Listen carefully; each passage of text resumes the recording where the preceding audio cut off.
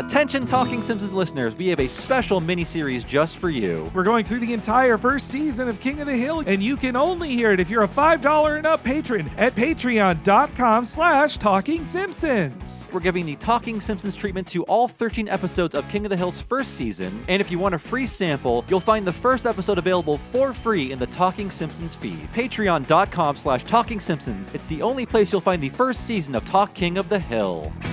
Made you go click, click, click, click, click, click, click, click, click. It's real easy, man. I heartily endorse this event or product.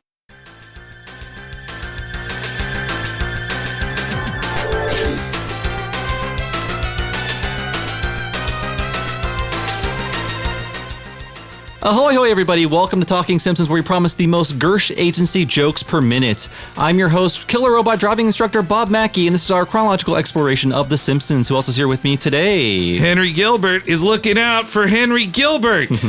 Who else do we have? Matt Apodaca. Hey. And who else? Nick Wiger, Simpsons reference. And finally, who do we have? Hi, I'm Heather Ann Campbell, and I don't need a reference to say hello to everybody. Today's episode is When You Dish Upon a Star. Hey, here come the Simpsons. Be careful, Homer. There's a fella in the sand right in front of you. Today's episode aired on November 8th, 1998, and as always, Henry will tell us what happened on this mythical day in real-world history. Oh boy, Bobby. John Glenn returns to Earth from his historic spaceflight. The Water Boy skiddly-oos into the top of the box office. And you better believe that Cher released a new Euro disco album in record stores this week. Wait, who did? Cher. Oh, Cher. Okay. I see. You kind of did a hard CH, kind of chair. Oh, sorry. Different celebrity. It sounded like a Europe band, though. The band is called Chair. I thought that was like a European supergroup, yeah. So, Hello, we are Cher. That was Auto-Tune's time to shine, I guess. The one time it was his big debut of Auto-Tune, yeah. The John Glenn, they just had a joke about John Glenn going to space, like Lisa the Simpson, and so now he's back, safe and sound. At age like 83 or something? Something like that. Something like that. The oldest man in space. That was a fun stunt. I remember that. When George Bush was jumping out of a plane, John Glenn was going into space. Right. Proving elderly people can do it. The Waterboy was like his 17th, Adam Sandler's like 17th hit in a row. Just batting 1,000 Sandler at this point. But the next movie would not be a silly voice baby man movie. Wait, he'd be a baby man in Big Daddy, but normal voice baby man. Wasn't Little Nicky next? I think it went Big Daddy, then Little Nicky. Okay. So Big, then Little. That's when he flew too close to the sun. Yeah. No. Is there a Talkin' Sandler pod? I don't know. That's my Someone's thing. Gonna do that. I stand the Sandman. You gotta make this happen, Matt. There's too many podcasts. Sand. I think you got the title right there. All right, it's mine. Sandler was on SNL the day you were born, right? I think so. Oh wow! I was born in Studio 8H. So today's special guests are actual funny people. It's a real treat for our listeners. The hosts of How Did This Get Played, everybody? That's us. That's us. That's us. Welcome. And we're all the way in Hollywood recording this, too, for such a Hollywood episode of The Simpsons. So the heart of Hollywood. Wow. That's where we're at. Yeah, that's true. Netflix is across the street. Let's go start a fight with them. Let's pitch after this. Okay. Oh, we've got to pitch. I feel like we could get that Buddy Cop Pie movie sold. Yeah. That's coming to Netflix very soon. Right. Probably starring Adam Sandler. It's better than Bright, I think. More believable. But also written by Max Landis. Oh, no. Oh, no. Thanks so much for coming on. You guys just launched your brand new podcast, right? It's a new show. Yeah. We're starting out. We play terrible video games and then talk about them. Bad video games. You can watch us or listen to us get demoralized in real time over the course of the episodes. We're punishing ourselves. On the Superman 64 one, you guys seem to really be regretting the choice. Right and that away. was the second one. That's episode 2, and we were like, "This is a I can't believe we impose this premise upon ourselves. You kind of started with the Troll 2 of bad video games. Right. It's one of the worst. We started with Sonic 06 was our very first episode, and then we went to Superman 64. So yeah, we hit some big, really well-known terrible games early on. But we're also we're testing like kind of the limits of what the premise is exactly. We're doing some weirder games. Yeah.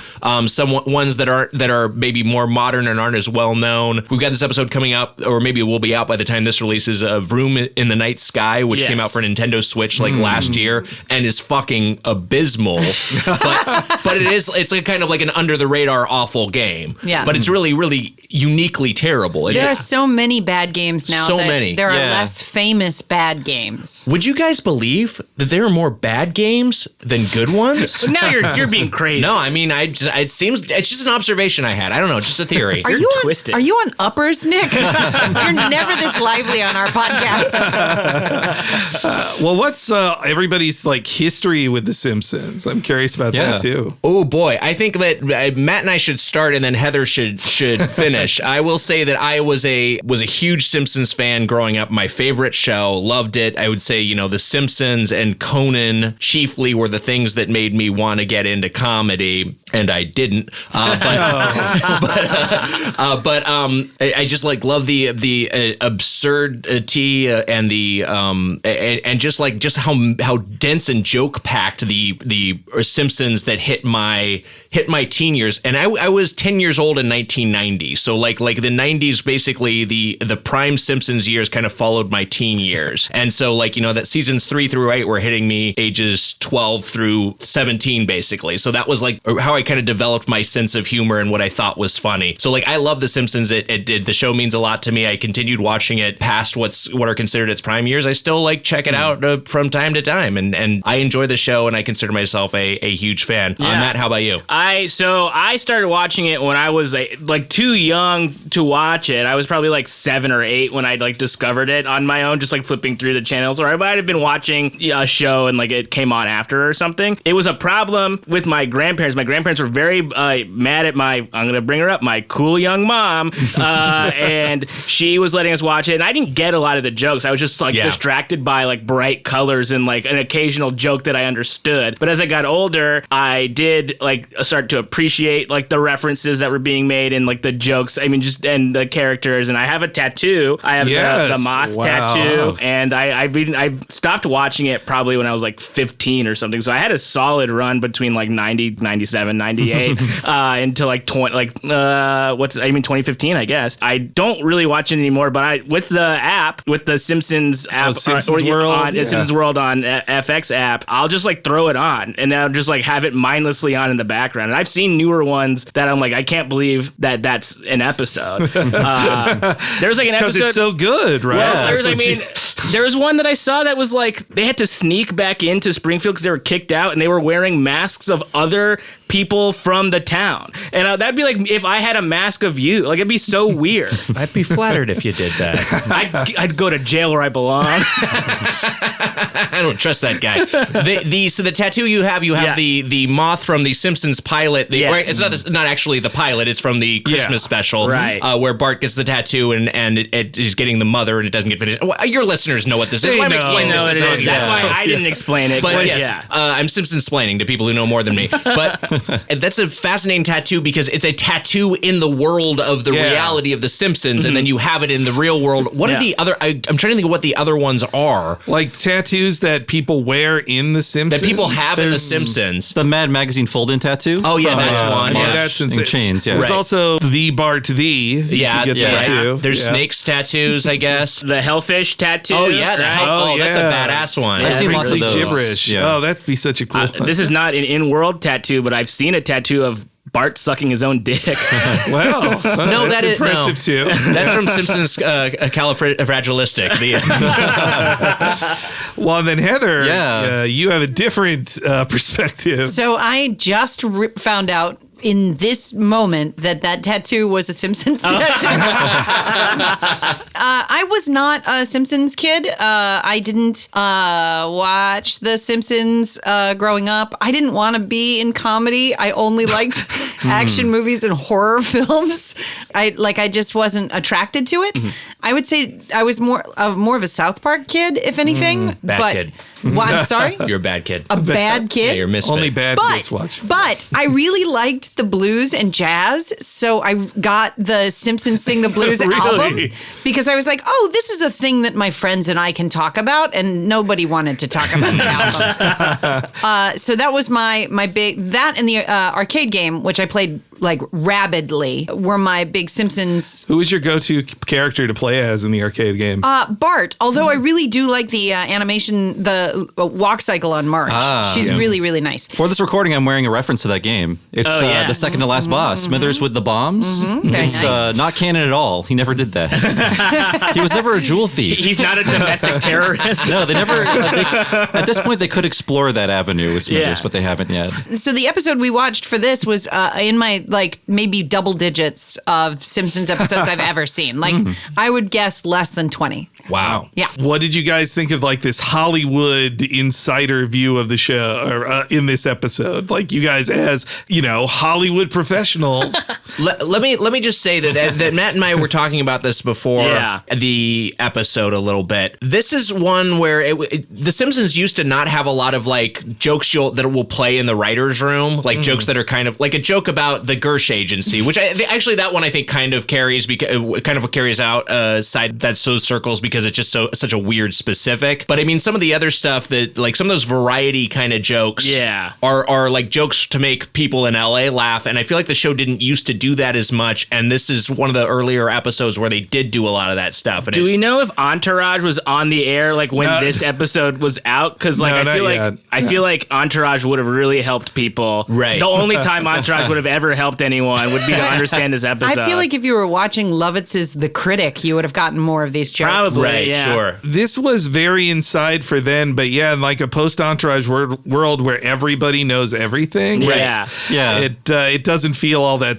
inside now. I know every reference in it now. I felt like it was laying a foundation for coastal elitism because it really talks about Homer calls himself a nobody compared to celebrities. Yes. And I was like, Homer's like my dad. My dad would never call himself a nobody in comparison to a celebrity. Yeah. And knowing that the show is written by the coastal elite and the Harvard kids, I would be like, hey, but I'm Homer. If I was a regular person, does that make sense? No, absolutely. Because Yeah. I was thinking about it too. That it felt like a dated perspective on celebrity. Because people still really like celebrities and will never stop liking them. I Do think. they? I don't know. I was Not gonna in the say, same way. Not in the same way as the early aughts or the mid 2000s. The late 90s. I was even surprised that those two were the biggest celebrities that anyone could think of. They were very, very famous at the time. A real big Hollywood power couple. Yeah. We mentioned South Park before. This episode aired about a year after that show started. I think it was a real turning point in culture where we started turning on celebrities, where that was a new kind of gimmicky thing to do, to be really mean to celebrities on TV it's shows. good. Do it. South Park in their first season did that Barbara Streisand episode that was just shouting at her for her self-importance, which, hey, cool. But yeah, it's also funny this comes, compared to I was thinking what was the other most inside one before this in the series? And I think it was the Troy McClure one with Or MacArthur Radioactive Park. Man, too. Yeah. Oh, sure. Yeah. Well, or Poochie. But those all were they were, especially Radioactive Man and Troy McClure. Troy McClure is all about or A Fish Called Selma is the episode name. Yes. That one's all about how fake and phony celebrities are, how they're way weirder than you even think they are,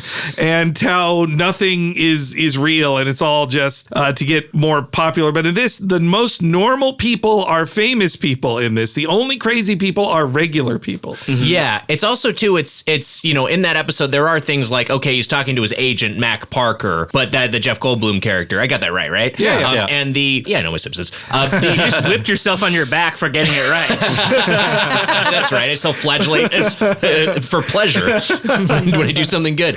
So he isn't saying stuff like sides or callback. He isn't throwing out like Hollywood lingo there. He's talking in a way that, okay, this is the way something is cast is accessible to. This is what I know as someone who doesn't know anything about Hollywood. This is what I think of when I see like a Hollywood power agent talking to a celebrity. It was still like accessible. So yeah, I don't think there was anything in that Radioactive Man episode that really approached what this is. Similar to the audition process in Radioactive Man. Like I've seen that one about the comic book. Yeah. I've seen that one. No, you're thinking of 3 Men in a Comic Book. That's a different one. I've seen one where Bart has a fancy comic book. Yeah, that's 3 Men in a Comic Book. Okay. They fight in the treehouse. Oh, well. Yeah. That's a good episode, though. Yeah, I've seen that one. And I think this episode too, its stance on celebrity comes, I think, at a time when the PR cycle for celebrities started becoming appear as yourself in something and make some self-deprecating jokes about yourself to show you're normal. Sure. And there's so much of that in this episode, even though I giggled at him just straight at the time, but now it does feel like I can feel Alec Baldwin's manager saying like, no, do this joke about your bad movies, then people will think you're a normal guy. Right. Like, yeah. He's just fucking pissed off. I also I don't know how if this is going to come up again, but I could tell he was like really bored. He seemed so bored. He did not seem like Kim was acting and he was like reading. Ron Howard killed it in this episode. He's so funny in this episode. Yeah. Delightful. Where is this in ratio to him calling his daughter a cunt?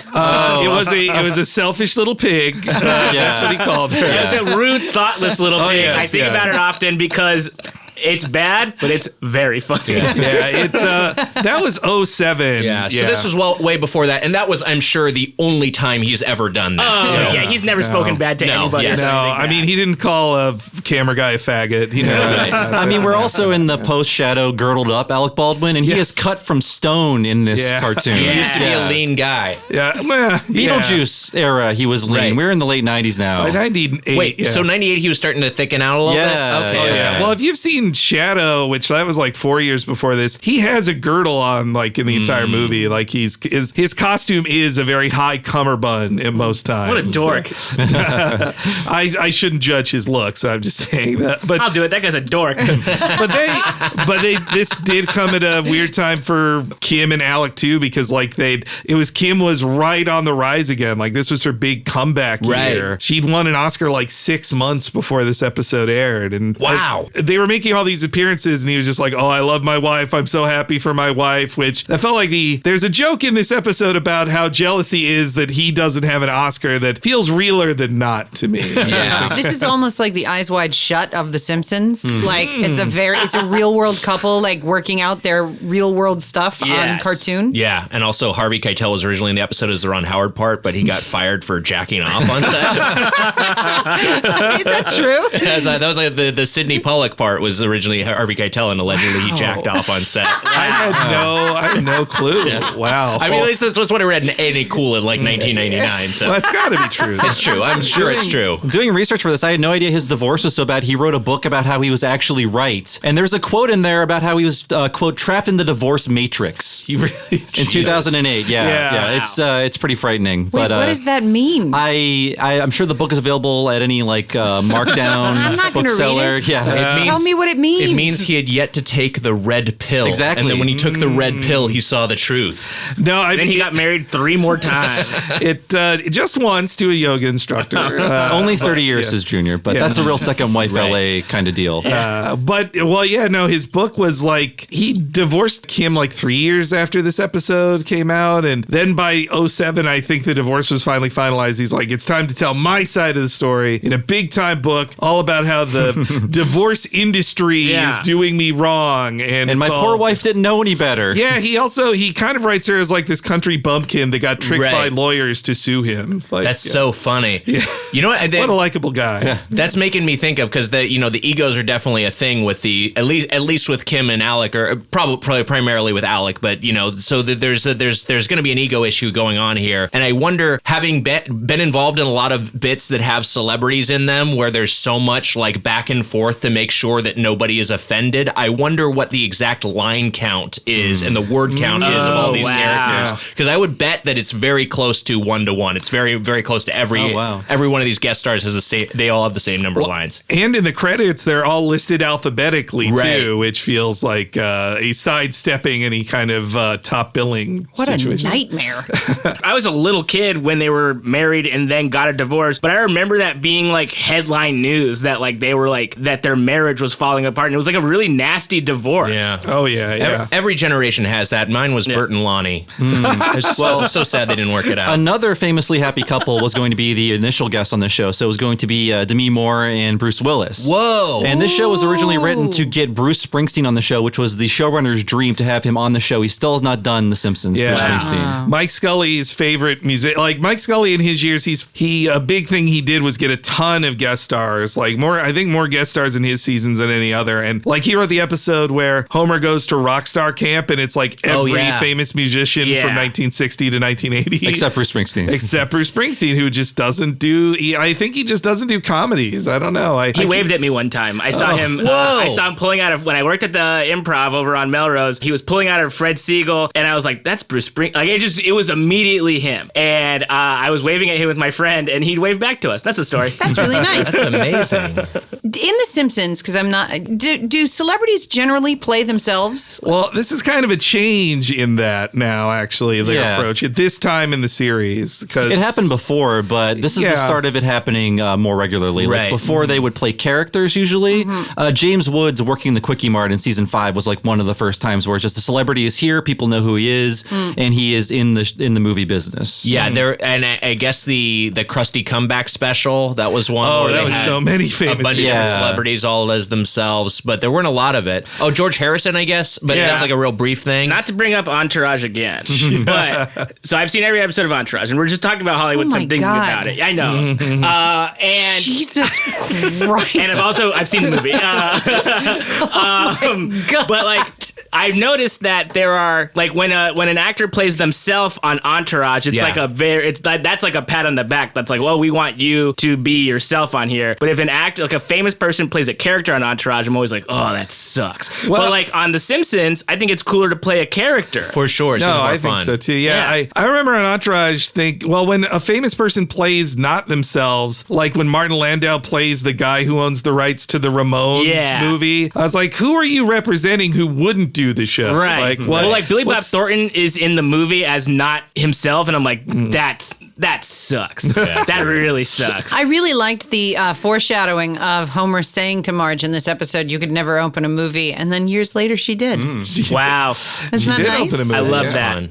that. This also, like the guest stars, it presages, like Alec Baldwin is now, he does a ton of voiceover stuff. He's the boss baby. He is the boss baby. He does so many appearances that are self-deprecating. I think that's part of his brand. Like I was a joke per episode on 30 Rock even. And speaking about the South Park guys, for Team America, Alec Baldwin is a villain in that movie. Right. And he apparently did campaign for like, come on guys, hire me. I'll read whatever you want. Like I'll just have me play myself. But they explicitly did not want to do it. They didn't want to play along with Alec for the movie. They're doing a Comedy Central roast of him. He loves getting skewered, apparently. Yeah, I think he gets off on it. That's my I think guess. he's sick. God. And also this was when Ron Howard and Brian Grazer were transitioning into more television production with Imagine Entertainment as well. So, Wow. But yeah, this does come at a weird time in celebrity culture, I think, too. Yeah, Like, I mean, Ron Howard has done nothing wrong except for make boring movies, but he is the best part of this episode, I think. He's great. Absolutely, Yeah, He's yeah. a delight. You don't like that Formula One movie he made that I can't even think of the name of? I Rush. Rush, yeah. Boy, no. don't. Not ringing a bell. But we all remember Han Solo, the most memorable Star Wars film ever. It was a Star Wars story. Hey, I liked Han Solo. Me I liked too. Solo a lot, Me man. too. I like the thick robot. I like the whole movie. Solo is good. I'm not saying that it's better than if Howard hadn't directed it. Right. But I am saying that Solo is good, and I'll go to the map for it. Me I too. didn't like Solo, but I did like some of the Shut up. I did like some of the character and Shut vehicle up. design. I thought the train Shut was up. cool. Shut Oh, up. man. I thought those rebels at the end Stop were cool. it. They explode every good character in that movie. Yeah. They're like, here's the good character. Kaboom, they're dead. And Yeah. Nick, you've liked every train you've ever seen.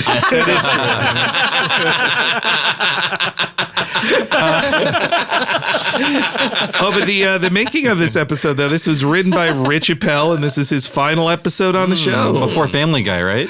He first went to King of the Hill, right. and then to Family Guy. Oh, wow. And he's still co-showrunner on Family Guy. One of the notes that I took, my second note is this opening feels very Family Guy. It is Family Guy as fuck, yeah. Huh. It's really, yeah. Family Guy is like 4 months away from premiering when this episode came. Like, so I think this is just the direction things were going in. Yeah. He's also the writer of Mother Simpson, which has a way different tone. Sure. So he can do all sorts of comedy.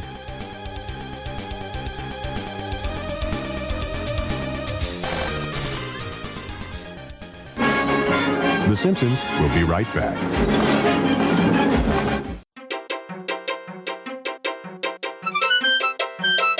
We're as starstruck as Homer this week, thanks to our big old guests from the How Did This Get Played podcast. Thank you so much for recording with us, Nick Wiger, Heather Ann Campbell, and Matt Apodaca. Everybody should check out their brand new podcast, How Did This Get Played, to hear them talk about terrible video games. It's a lot of fun. And if you'd like to support this podcast, Talking Simpsons Network has so many ways you can do that. We're supported by patreon.com/Talking Simpsons. If you head over there, for $5 a month, you can hear every episode of Talking Simpsons a week ahead of time, and ad-free, you can hear next week's episode right now. And the same goes for our sister podcast, What a Cartoon, where me and Bob break down a different animated series each week in the same Talking Simpsons style. And that's just the beginning of what your $5 a month gets you. You'll also get access to our many exclusive to Patreon podcast mini-series, where we give the Talking Simpsons breakdown treatment to shows like The Critic, Futurama, and King of the Hill, with another mini-series coming in the fall. Plus, a bunch of interviews with folks who have worked on The Simpsons, some as early as the first Tracy Ullman short. You will learn so much from those interviews, and you can only hear them if you are a Patreon subscriber at patreon.com/Talking Simpsons.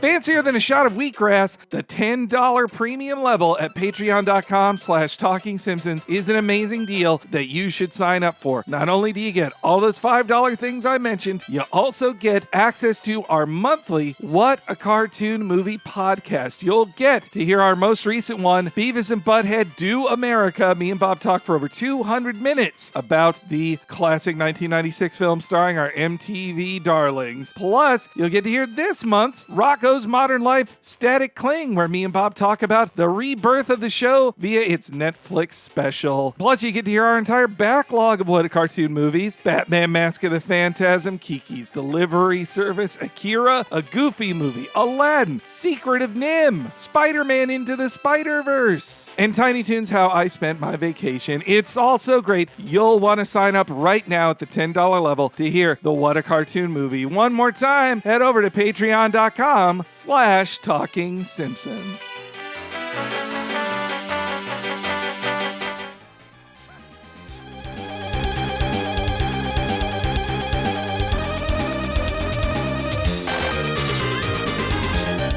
Yeah, the Ron Howard, I think he's like the best in this. They tell a funny story about how to get him to do the chicken noises, that was a late addition. So they just called him in, producing something at Universal, like, okay, drive in from Universal, come here, we'll record this. And all it was the chicken noise. And they're like, we can't just have him do the chicken noise. Just make up new lines for him just to say that we didn't make him drive all the way across town for that. But yeah, why don't we start with the first clip from the episode? Homer's Hanna-Barbera Fantasy. Oh, yes. Hey, Bart. Looks like a beautiful day to swipe some picnic baskets. But, homie, Ranger Ned's not gonna like that. I'll handle Ranger Ned. After all, I'm smarter than the average bear. Well, hello there, ho diddly-o-me. Well, I'm afraid I'm gonna have to ask you to hand over that pick. Gee, homie, it's not very nice to maul Ranger Ned. You want some of this?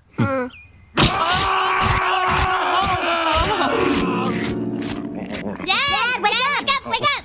Oh, I was having the most wonderful dream. I had a hat and a tie with no pants on. Yeah. Anyway, you promised to take us to the lake. I promise you kids lots of things. That's what makes me such a good father. Actually, keeping promises would make you a good father. No, that would make me a great father. So are we going to the lake or what? Yes, we'll go to the darn lake. Now go back to bed. It's 4 a.m. Oh, 4 a.m. No, I'll never get back to... Gorilla for sale. Hey, you should not want to take my banana, Mr. Peebles. I would have loved it if we played the entire 23 minutes. Just sitting back and laughing quietly. Yes. Homer's so cute. He's great. I like it. I still don't know what Magilla Gorilla is, but I like that whole sequence. I felt like that was making fun of stuff from like 300 years ago. I was going to say, I don't think that cultural knowledge exists anymore of Hanna-Barbera properties, where Magilla Gorilla, if you guys have not heard our show before, we go into great detail about all these references, but that was a show about a gorilla that a pet store owner could not sell because who would buy a gorilla from a pet shop? That's the premise. Okay. But it was sponsored by a toy company who would sell you the gorilla. So you're watching the show, you feel bad for the gorilla that no one will buy, but you can buy your own gorilla. It was a huge scam. That is fucked up. It's worse than G.I. Joe. Yeah, tricking you into feeling bad about a fake thing. But then again, Magilla Gorilla is just an annoying goober. Like, I wouldn't want to own his toy. He's no fun. The premise is, can you imagine? Yeah. But all he does is just tell like lame gorilla puns. That's all. He definitely doesn't tear people apart as Homer dreams of. Right. But, Neither did the gorilla in the Ghostbusters. Yeah. The real Ghostbusters. The The Ghostbusters. He was I was more of a real Ghostbusters guy. If that one, the Filmation one came on, I was like, this isn't the real Ghostbusters. It doesn't say it in the title. I was into the Bob Hope Ghostbusters from the 40s.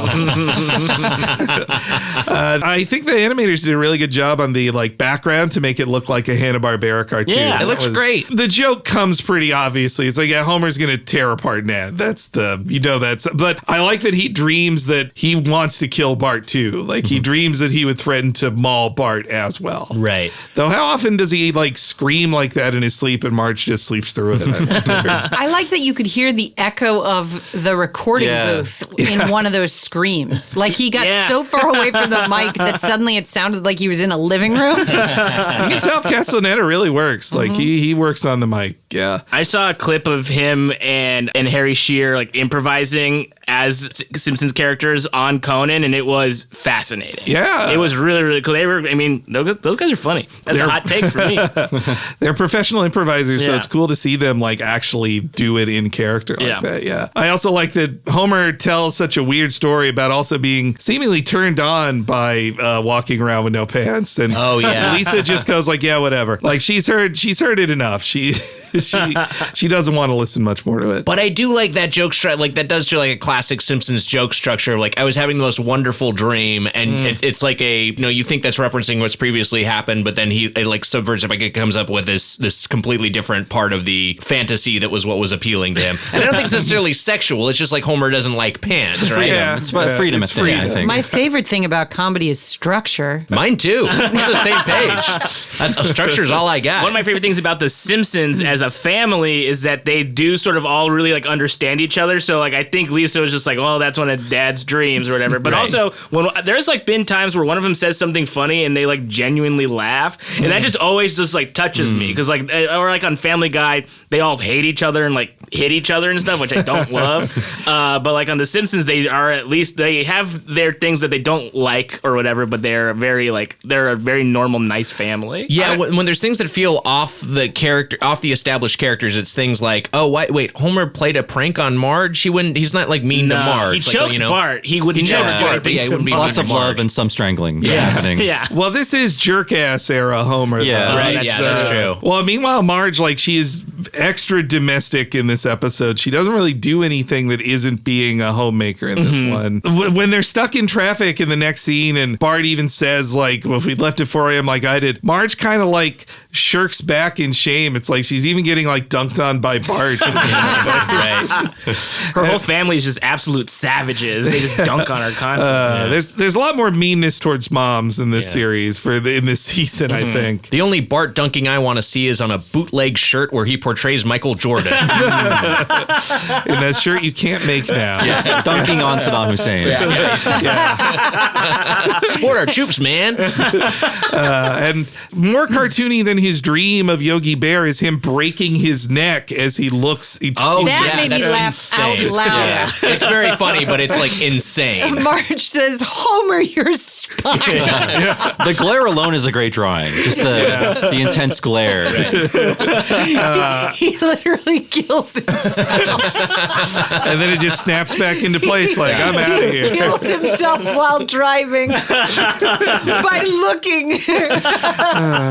And then Homer decides he's going to take a shortcut instead, drives off of the road into a cornfield. Are we doing a lot of episodes where somebody says "so long, suckers"? This is the So Long Suckers era of the show. Yeah, I thought so. Just in the last episode, Jasper said "so long, suckers," and I think when he left the bird meeting. Yeah. And now Homer has to say "suckers" 2 times in a row, and then Marge finally has to just point out, like, please, we're saying "suckers" too much. Like, she's representing some voice of sanity in the writers' room. Heather, just knowing the name Jasper and knowing that he said "so long, suckers," what character do you envision? I'm sorry. I tuned out. I don't know what the fuck anybody's talking about. Your nose is bleeding. So there's a character named Jasper. Yeah, and in a previous episode, he said "so long, suckers." That's all the information you have. What are you envisioning? He's a hillbilly. More of an old coot. Yeah, he's an old coot, but that's pretty Coot good. is a good word for it. Jasper. I mean, what kind of what? That's true. It is like an older Is generation that going to be name. a mayor?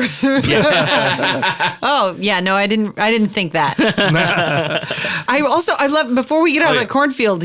Homer eats corn like a maniac. He bites into it like an Full apple. cob. Yeah, the animators, I think, forgot what biting a piece of corn looks like. Yeah. Or he has just very strong teeth, Homer does. It's like a horse eating It'd it. be like watching like somebody eat a popsicle and eat stick along with popsicle. And carbamate insecticides, they're not hyper deadly. Obviously, don't eat it and don't take a second bite, but like they're not going to kill you outright. Homer will probably start drooling a lot and have trouble breathing after this. But, And this is one of my problems with Homer in this particular era of him too. He's really, really dumb in ways that don't make sense, and then also like really, really smart in some ways. Like there's no way you could know by taste what pesticide it was. Right. yeah. That he would know even. Unless you are such a glutton, you've eaten so much unwashed corn. Watch that corn. There's also a real like mean dad moment of when Marge is like, there's a tree there. He's like, I see it. Like, shut up. Like, it's a weird tone to it there. I think the Remember Where We Park thing is now a running joke because if you type that into Frinkiac, you come up with like at least 3 scenes. One is the parking on a baseball diamond. The other one is parking at the Springfield Squid Port. Yeah. right. And there are like 2 more where they don't say those exact words, but it's now a running joke. Homer parks where he feels like. That is, this is like, the 4th time I think he's done it. And though this time on top of Ned, which I feel like I should have just decapitated Ned. His car is pretty low to the ground. Right. He's got a very distinct muffler, though, to recognize it. Yeah. Also, when they arrive, there's a weird, like, I noticed that this time, there's the shot of, like, Skinner giving suntan lotion to Edna, and she's, like, she's very satisfied by it. It's a weird drawing. Right. Right there. Then they rent a boat, U-Trawl. That's, I guess that's clever. You know, U-Haul, but trawl. In the It's place a of it. joke, certainly. Like it's an attempt at a joke. Yeah, I'm on board. It rhymes. wordplay, They had to go. They had to go home. And then they do a bunch of jokes about, like, water skiing and sky. I've never done Parasailing, either right? of these things. Oh, water no. skiing, yeah. They terrified me as a kid and still do. I don't think I had the guts to try it now. Right. So I only know from sort of like vaguely hearing about Apu controversy in the news, but since I wasn't a Simpsons person, I was like, I don't know what the fuck. Yeah. Is Apu still on the show or is he out of the show? You mean in this time? Oh, you mean in new episodes now? Yeah, in new episodes now. Is he still? Because like when Homer hit the Taj Mahal, I kind of gasped. I was like, oh, that's what they were talking about. Yeah. Yeah, there have been worse Apu jokes than that one, but no, I think they pretty much just don't talk about him like that. Yeah, it's not like they exploded him or say like he moved away, but they just never talk about him. Oh, so he's just not like you don't see him anymore. Yeah, they've quietly kind of retired him over the past couple of years. Yeah, I think like for the last 3 or 4 years, they've just done it. Yeah, but I mean, this comparatively, we had on our friend Shivam who explained a lot of the context for the stuff, and they could have tried harder with him. But this, I mean, they at least like don't have him speaking gibberish like they did in one episode. Yeah. But wow, he's a great sand artisan. He's got some skills. Yeah, I do like that. He takes pride in his work, but he's a hardworking man. He is. I also like Homer almost murders Lisa with backing up the boat. Oh too. yeah, that's weird. that was That's insane. They never do that kind of a violence joke with Lisa. No. Like, for some reason it feels if they did that joke with Bart, it would have felt totally fine. Yeah, Bart's life is in peril constantly. Yeah. But when it's Lisa, you're like, oh no, not Lisa. And if she hadn't drowned herself to get out of the way, she would have been ground up. Yeah. She would have got her face chopped off. Like Itchy and Scratchy. Yeah. Heather, Yeah. good. Nailed it. All right, well Hey. played. Those are characters. And then Homer goes parasailing. He burns up his feet and even sticks his feet in some watermelon, which was this whole thing was very that was also very Family Guy too. It's cartoony, but I like that Yeah. sequence. He steps on the girls and Yeah. he puts his feet in the watermelon to cool They off. fit perfectly like shoes. That's very funny. That's a lot of fun. Yeah, I don't know how Cletus afforded a watermelon though. Those are his water. Must be a wedding gift. or how he can even afford to be at that late. My favorite joke in that run is, "Hey, volleyball, can I play later?" Says it as he trolls through it. Yeah. My fan theory is that it's a stolen watermelon, and I say this partly because I know my grandfather, when he was up to no good, rest in peace. But as a boy, he would steal watermelons from a nearby farmer. Oh my god! And would get threatened with a shotgun sometimes. Whoa! Yeah, but that seems like a very Cletus-y thing. Are you 100 years old? That was when the fruit was new, right? What is this watered melon? They were for our fighting boys in Civil War, right? Something to cheer them up. I was surprised at the reality they gave to the motor, like burning, actually giving an excuse to set Homer free, right? And send him flying. Like that was, I feel like it could have just like snapped, but I like that there's a little extra reason for it with the motor having to work overtime to even move fast enough to get his hefty carriage up in the air. That's a nice justification. And then in another very cartoony moment, like a straight up Wile E. Coyote moment, his parachute gets caught on a tree and he just floats in the air like, oh crap. He doesn't fall until he notices. It's very Wile E. Coyote. Yeah. This is also one of the shortest first acts in the series too. They have a full opening. I think they really wanted to get to Celebrity Town fast in this episode. It's a short first act, but also I think the edit point is weird because like it's kind of like you'd want him to I feel like the edit point should be he falls through and you don't see like necessarily where he lands. Like it's almost like you cut to black on the landing, you cut to black on him crashing through but like him like kind of crashing through and then you reveal the celebrities beforehand. I don't know, I guess it's a good tease for what's coming in the next act, but you almost like, for me, I always wanted a cliffhanger of like, wait, who's there? Or is Homer dead? Or is Homer dead? Yeah, exactly, yeah. Is this where he dies? Right. But I guess they wanted to go more with the celebs of just like, so here they are, Right. Alec and Kim, stick around. You know what I more think it is? This I'm going to amend my note a little bit. I think that they, like, when they kind of almost have a full scene after Kim and Alec emerge, like they kind of have like this whole back and forth and they have like, it's almost like you want them to just get like one line of dialogue a piece or just one line of dialogue as a reveal. And then we can kind of like cut to black and then come back and resolve it. Well, here, let's hear the whole clip of the first appearance of Alec and Kim. Higher, Marge!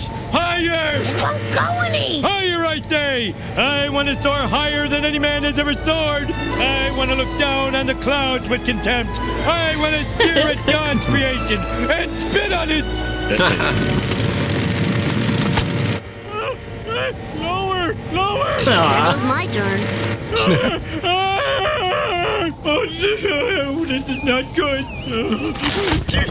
Oh, nuts.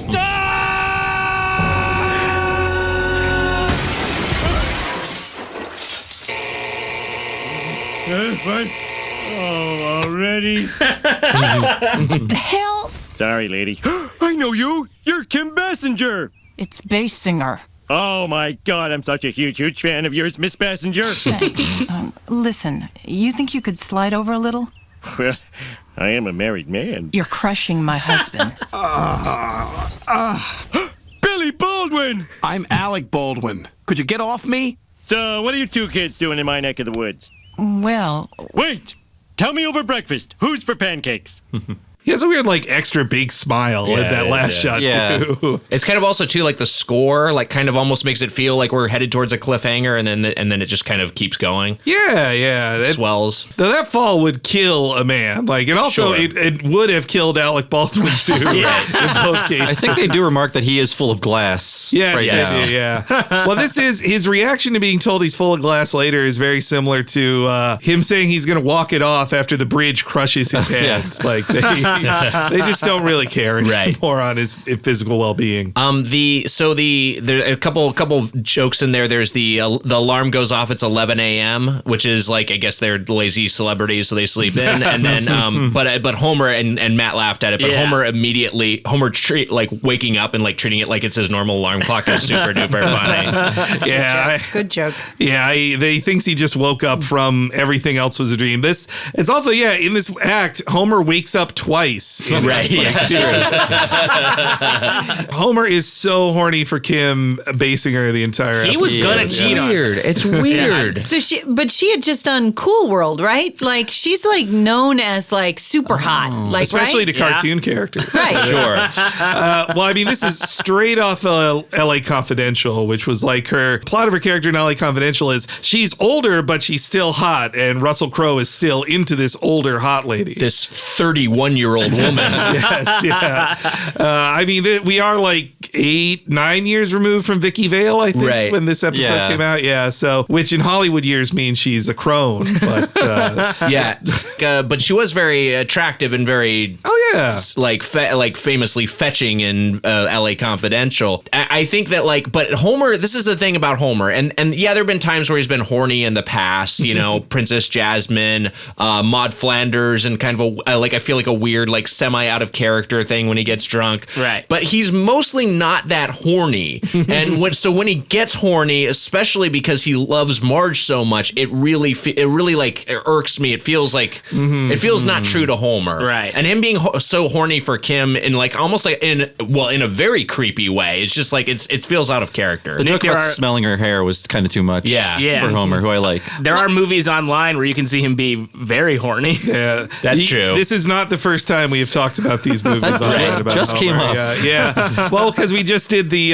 their Naked Run episode. So it made us pontificate about all the Simpsons porn we've all seen on websites we definitely don't visit. But yeah, do I need to leave? No, I'm sorry. No, my theory with the Kim stuff though is that Alec Baldwin was more ready to be made fun of, and I think Kim was like, the jokes you can make about me are that I'm hot and you're weird about how hot I am. I think that and her Oscar are really the only subjects they make fun of her for. It could be, but I wonder if it's also just some fucking nerd ass writers not knowing how to write how can we make a female character interesting? Well, she's hot. Let's talk about that. It's I don't know. It could be that. How many of the Baldwin brothers can everybody in here name? We heard Billy in there, but who are the other two? Emilio. No, Alec. Yes. There's two more. And then there's an oddball one.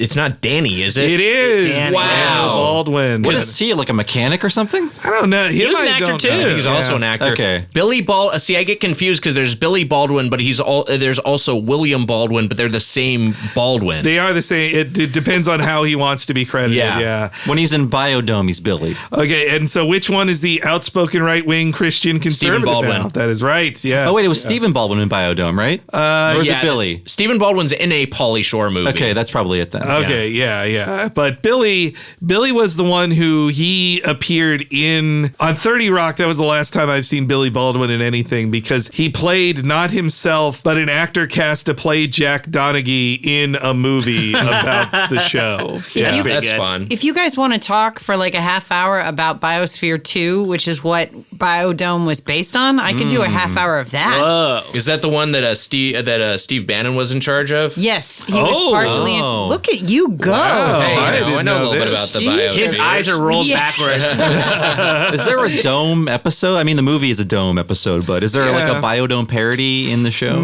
The closest I can remember is Apu brings up, it's no structure I've been to be a geodesic dome. Yeah. He brings up, that's the only close biodome reference I can think of. Right.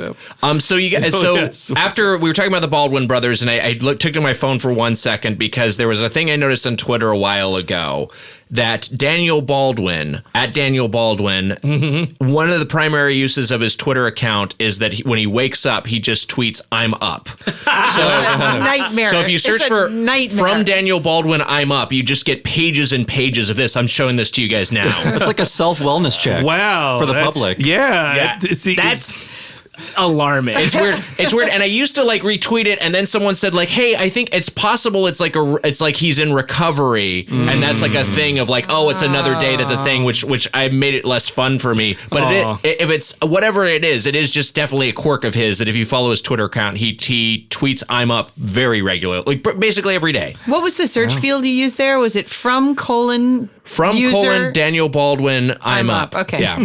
well, I'm glad he's okay. I just keep on tweeting that, Danny. Danny Baldwin. Keep on Yeah. tweeting. If it's working for you, keep it up. Then they come back from break. They've cleaned up the glass, and I can't imagine Alec Baldwin actually sweeps up his own broken glass in his. I got to think a maid or something Right. does that. Yeah, but I mean, I'm sure he breaks a lot of glass on his own, but he's never cleaned that shit up. and well, also it's interesting here that they don't have no mention of their daughter Ireland in this. She was like 3 when it came out. They seemingly the characters went on vacation without their child. Yeah. Well, we know how he feels about her. Yeah, that's true. Yeah, did he even feel Simply- that she was 3? Simply Like- too large to depict on the screen. this little pig. He wanted her drawn as a pig. Homer gets acquainted with Alec and Kim. Are you sure you don't want to go to the hospital, Mr. Simpson? You had an awful lot of glass in you. Oh, I don't want to be a bother. Anyway, what are you two big Hollywood stars doing in good old Springfield? Sometimes we need to get away from Hollywood. LA is just so phony. Well, why didn't you just move to, say, Bethesda? Not phony enough. What we really like here is the privacy. And most people don't even know where Springfield is. Yeah, tell you the truth, I'm not even sure. We're trying to keep a low profile. We don't even go to the supermarket. Yeah, we've been living off congratulatory muffin baskets. Blech. Zucchini. Don't just put that back in the basket. I'm gonna eat it later. You shouldn't have to survive on dry, crumbly muffins from the Gersh Agency. You should let me do your shopping. I know where I can get you some great muffins. No more muffins. Okay, fine. How are muffin baskets still the thing here? What do people send in these? Not you don't eat bread in LA. You don't it's a do big- that. Although if I have gotten a treats basket, it'll be like the artisan cookies or something, Yeah. or cupcakes. Cupcakes were a big thing for a time. Cookies for are saying big, but then there's also like the Jane baskets from Jane. Is it Jones? Oh, from Jones Sweet on 3rd. Oh, yeah. They have like candy and popcorn and all that shit in it. There's a lot of edible arrangements, or that's more of a fuck you. I feel What? like when you get an edible arriment, Who's you get a bunch sending of you fruit. that? That's a bit when someone said all their business is based off of bits. No, I feel like I've gotten more desserts. I think people have realized that muffins are not worth the carbs. So like if you're gonna do something, like have it be a true indulgence. Anybody here represented by the Gersh Agency? None of us No. can be represented by that's anybody right now. There's a whole WGA conflict, but I will say this: Gersh, do the right thing, sign the code of conduct. You're one of the HEA signatories that does not rely on packaging as a substantial part of your revenue. Step up to the plate, follow in the footsteps of Verve, sign the code of conduct, Gersh. Wow. Do the right thing. And might I say, don't do anything that Nick just said. Drive the industry into the ground. And if you're listening, I'm not repped by anybody, so hit me up. TGA on blast here. They just got in 2 months ago, they got in some trouble for canceling some meeting or something that because one of their agents, somebody they represented, they canceled a meeting for them without telling the person, and they got in. Boy. And they were just like, oh, we're following the code of conduct. That's just what they said. Yeah. It was like retaliatory gesture. Yeah. Do better to Gersh. Yeah. Well, back then though, Gersh, it was like they say it's the 6th largest largest? Is that around the right size for it now? I think they're in that. I mean, they're somewhere in the top 9 to 11. They're somewhere in that range. Whoa. Yikes, buddy. Yeah, that's generally how 8 to 10. Generally how I classify things. I think, by the way, Heather, on our podcast, we're switching to a 9 to 11 rating point scale. And me and Bob talked about it beforehand. We thought at first it was like, oh, does Gersh represent one of the actors in this? And that's why. But apparently it was just the writers wanting to, they thought that they saw a lot in Variety that Gersh did more ads of like, we want to thank this person than any other one. Oh, interesting. And then they apparently did get a free muffin basket for putting this joke in the show. They fucking love that shit. And the writers love more than free. Have you ever written anything to get a free thing? But I've gotten free. I've not for that explicit purpose, but we have gotten free things as a result of having had things in scripts and had things made on TV. I have 100% mentioned a specific alcohol brand in a pilot so that I would get a bottle of that alcohol. Wow. Yeah. I tweeted at Jolly Rancher when they changed their new slogan to their new slogan is currently keep on sucking, which I think is very, very funny. Yeah. And I tweeted at them that their slogan is very good and that I would love to represent their new slogan with like a t-shirt or a hat or something. He sent me socks and a bunch of Jolly Ranchers. Whoa, how about that? That's cool. Yeah. Can I tell a sponsorship story? Yeah, sure. You know that Halo Top was reaching out to comedians to like do whatever they wanted, like to promote Halo Top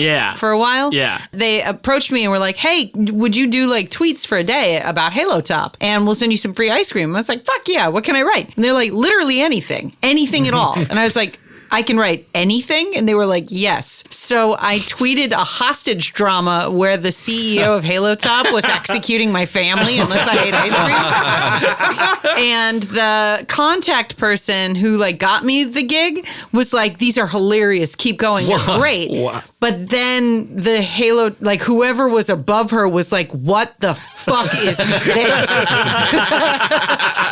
Because I was like begging. Yeah. I was like just tweeting Halo Top, like at Halo Top, like over and over and over again, in between also saying they've got my kids. And I did not receive any ice cream. And then the account of the person who got me the gig was deleted. Oh my God. So I think they may have lost their job. Oh, Jesus. Boy. Well, hey, you gave them a chance to get out of that. You told them like anything, really? Like you. And they said, let me have it. And so Homer, after all that muffin talk, he convinces them to hire him as their assistant. I noticed that skylight in your bedroom's broken. Yeah, I'm not sure we need an assistant, Mr. Simpson. Please, Homer. Come on, if you let me hang around a while, I can do all kinds of stuff for you. Well, we are down to our last roll of toilet paper. And I have been brushing my teeth with hair gel for a week. I suppose we could give it a try. Yeah, you owe me that much. Okay, you're on. But look, nobody knows we're in Springfield, and we want to keep it that way. Will you promise to keep our secret? Absolutely, if you promise to keep mine. Okay, what is it? I can't read. But you just read that card from the Gersh agency. I recognize the logo. Homie, are you okay? We've been looking all over for you, Dad. Where did you land? We're famous. Where'd you get that muffin? Gersh Agency.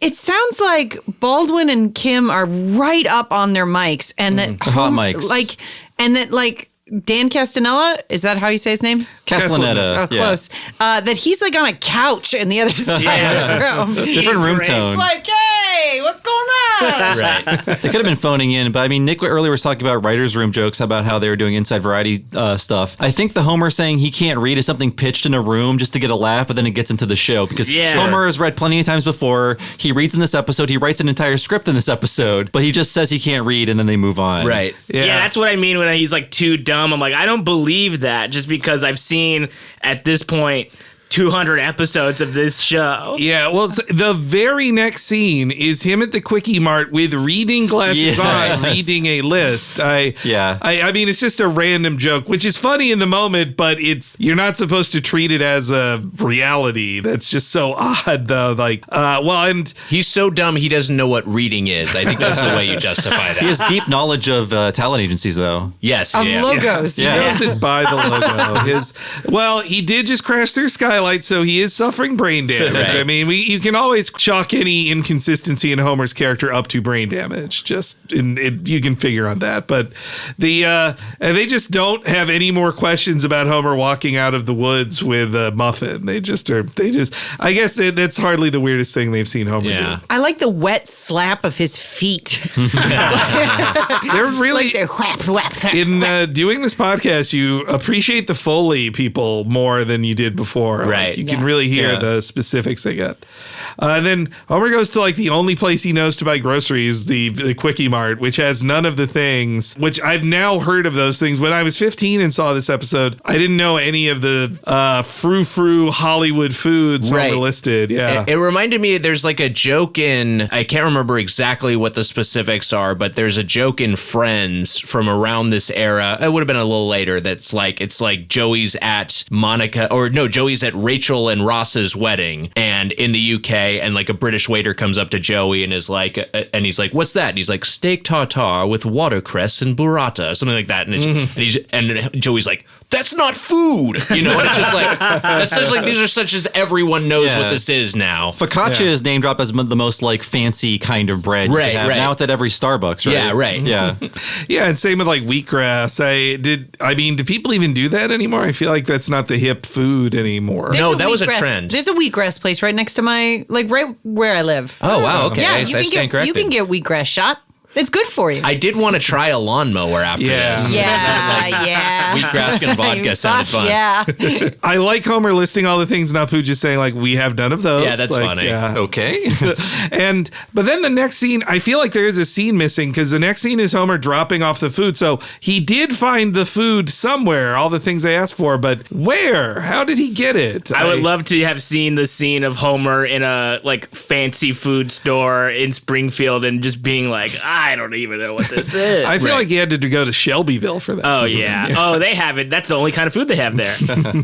Or at least give Homer the line of like, well, he had to go to 7 places, but I got, whatever. Like, that's not a joke pitch, but like just some sort of justification for how he got this stuff magically after Quickie Mart had none of it. Even the Oscar polish, that does seem impossible to find in his state. Yeah. And also, Homer, this is like the second episode, we just did Bart the Mother. This is the second episode in a row where they describe something as fruity. Like that term was just going around a lot back then. Sure. Alec Baldwin, famous, classic limousine liberal, that's his thing. But they own Humvees, which feels like wrong. I guess they hadn't turned on Humvees yet. No, that was the eco-friendly car was because there's another, the Max Power episode where Ed Begley Jr.'s in. He's driving the car powered on his own sense of self-satisfaction or something like that.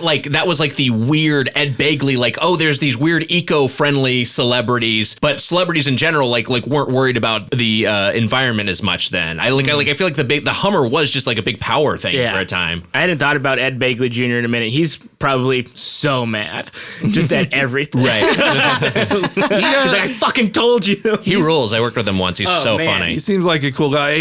Actually, I worked with him twice. In everything he appears in, like when he's in West Wing or these other shows, he's always like the uncompromising far left character. Like that's usually what they cast him. I think that for as far as Hollywood is concerned, he's as left as someone can be, seriously. That's 2 collabs with Ed Begley Jr. for Nick Wiger. Worked with him twice. 2X with Ed Begley Jr. Wow, what were these projects? It's just a couple of things me and Ed worked on together. It's tell us. It's no big deal. Come on, Nick, tell us. A couple of Nick, tell us about your times in writing. Brawny paper towel thing for Funny or Die? Brawny paper towel. He got paid $50. Free paper towels? Yeah, no, Brawny was like, no, we'll give you a coupon for a discount. Just like Halo Top, they fucked you. We'll take those props back, too. But yes, Homer arrives with the Oscar polish. Yeah. Apu, I'm about to purchase some weird and fruity items, and I don't want any guff. First of all, I'll need the following mushrooms. Portobello. Yes. Porcini. Right. Chanterelle. Uh-huh. And shiitake. Okay, we have none of those. What is next? A gallon of wheatgrass juice, a 5-pound wad of tofu, some jellied zinc, and a couple of pairs of $600 sunglasses. Mr. Simpson, these exotic items are suspiciously different from your usual order of beer and pork. What gives? Nothing. I'm just broadening my horizons. By the way, do you have extra wide bumper stickers for a Humvee? Wow, you got everything, Homer. Even the Oscar polish. Honey, why don't you give that thing a rest? You're taking the finish off. When you win one, you can take care of it however you want. And Homer never did. Homer just has the like live studio audience reaction in person, like meow. Yeah. Baldwin had one nomination, right? After this, Yeah. he didn't get a nomination before this, which you'd think for Glengarry he would have got nominated, but He's in it so briefly. Yeah, well, it's a perfect supporting amount of time. I think. Was his nomination for Boss Baby? No. Can you guys guess? 2003 film. It's not The Departed, is it? No. The Aviator? No, that's 04. 2003 Alec Baldwin movie. Well, okay, one more hint. The lead actor in it is William H. Macy. I know. The Shadow 2. No, though it sounds like it's similar to The Shadow. It's The Cooler. Oh, He has his own superpowers. What? Yes, yeah. You know, I'm kind of the podcast cooler. Podcast gets too entertaining. They bring in Wiger. His power is he cools down like blackjack tables or something? Yeah, he makes people less lucky because he's a loser. That was a movie that happened? Yes. Well, it's like the part William H. Macy was born to play. Jesus Christ. We need a wet blanket. Yeah. And I think Alec Baldwin played his usual, like, alpha asshole, like Right. which he's really good at for some reason. Who knows? Do you Like, think on that set, Alec Baldwin gave William H. Macy the idea to bribe college officials to get his daughter to school? he was already making plans for Ireland in her school. He's like, it's so easy, William. Just do it this way. He's living a William H. Macy movie now. Yeah, it's true. Did you see him buying those happy graduation day balloons? Yeah. That picture? No. Yeah. Oh God. It tells a story. But yeah, the turnaround on this joke is really impressive too for how long it usually takes to do animation. I feel like it must have been a retake or like a late edition because, like I said, she won that Best Supporting Actor Oscar March 98 and this aired in September 98. Right. So yeah, it was a really late edition there. And isn't it Hollywood lore that like if two actors are dating and one wins the Oscar, the other lead, they always break up like that if they don't both win. And that was Hank Azaria and Helen Hunt. It did, yeah, happened to them. Heath Ledger. I've heard that generally speaking, winning an Oscar makes you insane. Oh, yeah. Like I've heard, I mean, anecdotally, it like, not 100%, but I've heard that a lot of people who win an Oscar, it's like, well, now what is the thing that you do? Why are you doing anything? Randy Newman killed all those people. It did turn Adrian Brody into Rastaman winning that Oscar. Oh my God. But yes, then we get a very unnecessary appearance of Ron Howard, at least for plot. There's no reason for him to be there except he's funnier than the two real guests. Yeah, he's so good in this. Yeah, I always forget that he's a great comic actor. But I'm just shocked he couldn't get Clint Howard in this too. Oh yeah, he's involved. You gotta get your boy Clint. But yes, here's Ron Howard's very funny first appearance. Yes? Hi, I'm Ron Howard. Ron Howard? Yeah, I'm looking for Alec Baldwin and Kim Basinger. Alec Baldwin and Kim Basinger? Oh, hey, Ron, we heard you were looking for a place in Springfield. Yeah, well, it's the only town in America that'll let me fish with dynamite. What's with him? Oh, that's just Homer. He's a new friend of ours. Really? You giant stars consider me a friend? Well, for the first time in my life, I feel like I'm somebody. Ronnie, are you also my close friend?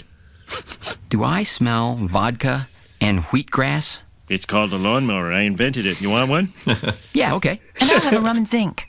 Ooh, I'll have one of those too. Hey, can I crash here tonight? Sure, we'll all stay. He's so much more alive than Alec and Kim are in it too. Yeah, and he's like a total drunk. He fishes with dynamite. Like he's just a crazy man who always has his hat on. I think part of it is that like he has a bunch of kids, right? So like the kids must be like The Simpsons is the coolest thing you could do. So he was like, I gotta bring it so my kids think I'm the fucking best. It's like Dustin Hoffman, right? Wasn't that his motivation? Am I wrong about that? Meryl Streep too. Most people, if it impressed the kids, that's how they always got people as kids. And Bryce Dallas Howard probably was just so happy to see him on The Simpsons. Bob Hoskins playing Super Mario.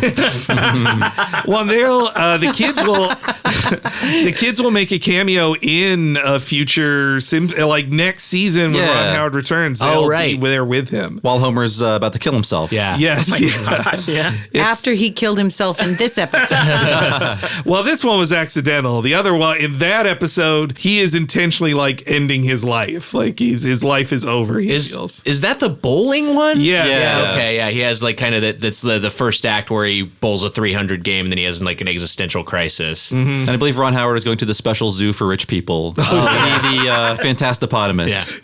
Yeah. And they always have him drawn in a bathrobe that he's only in for like one scene in this. Right. Like that they up his craziness in his next appearance. But well, actually, I was curious for all you guys, like what for Homer here, he's learning how to not act weird in front of celebrities. Like how hard was that for you guys to learn working in the biz? I mean, I don't know. I haven't learned how to do that in front of anybody. I'm still learning now. Yeah. We're not staring at people blankly like Homer does with Ron Howard. Though. No, there's like, just like from where I work, I'll see from time to time see like a very famous person. And it's very funny that like the people that don't work in like on the production side of things will like balk like or just like stare at people, and it's very, very crazy. They'll like come like people that don't work here every day, like the rest of us, will come in and be like, "There's a famous person here. This is very, very exciting." I very early on in my career when I thought I might be going somewhere, I had a meeting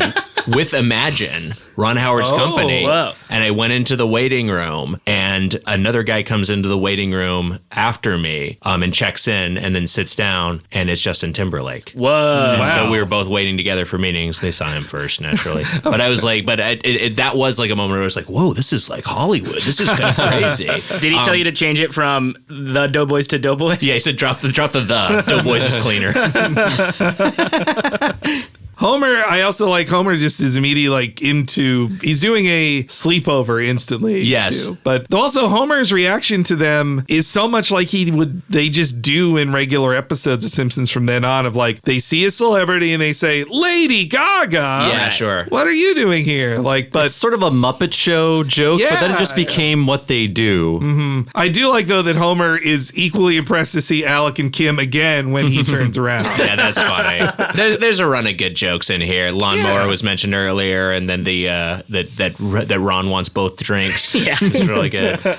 And then we cut to the next day. Homer is acting very suspicious, joining PETA, which is not what he would do normally. But Kim Basinger is, I keep almost wanting to say Bassinger every time still. I didn't learn from this episode, but like she was very vocal member of PETA back then, and like Ireland Baldwin Bassinger, I think is her name. She's also big into PETA as well now. PETA's the one that executes animals, right? Is that like that's like the dark side of PETA? Is that do they like, do that? Yeah. I thought it was like they're for animal rights, and part of that is that animals shouldn't suffer. Therefore, they execute tons of animals. Yeah, they have. Yeah, I don't know exactly. Without trial. Which is like which is like a Lex Luthor sort of like logic about like how to take care of animals. No, they're like Thanos. They're like, well, 50% of the population must go for the good of humanity.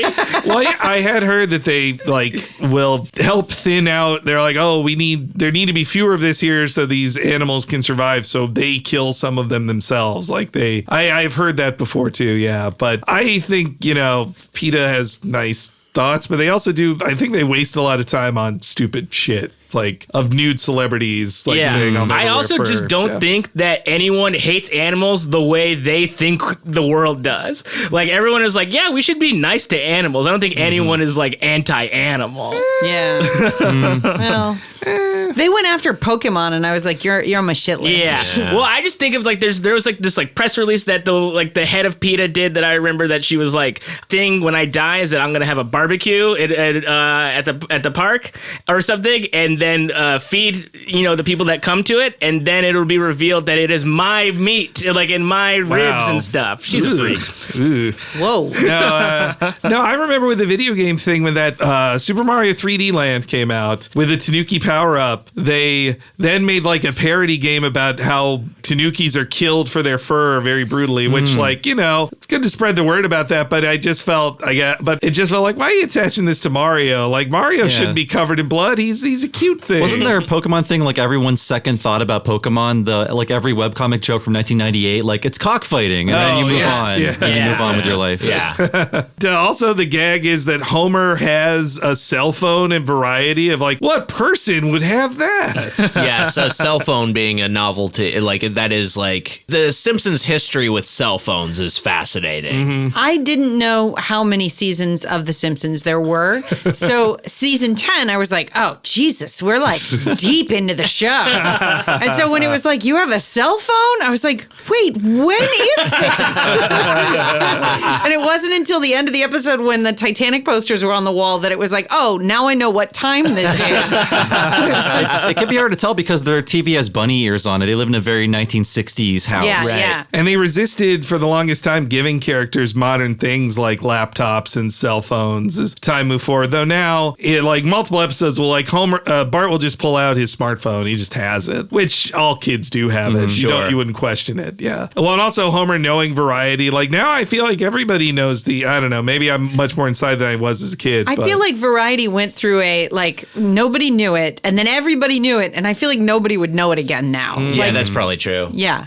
Well, I mean, print is dead. Probably too. because of Entourage. I think so. I think when Entourage was on and helping so many people knew about those things. Helping? What? Helping? Did you just say helping? Yeah, it was educating the masses about our betters, the celebrities. Do you have opposite your moth tattoo? Do you have an Ari Gold tattoo? Yeah, and on my back it says, "Let's hug it out, bitch."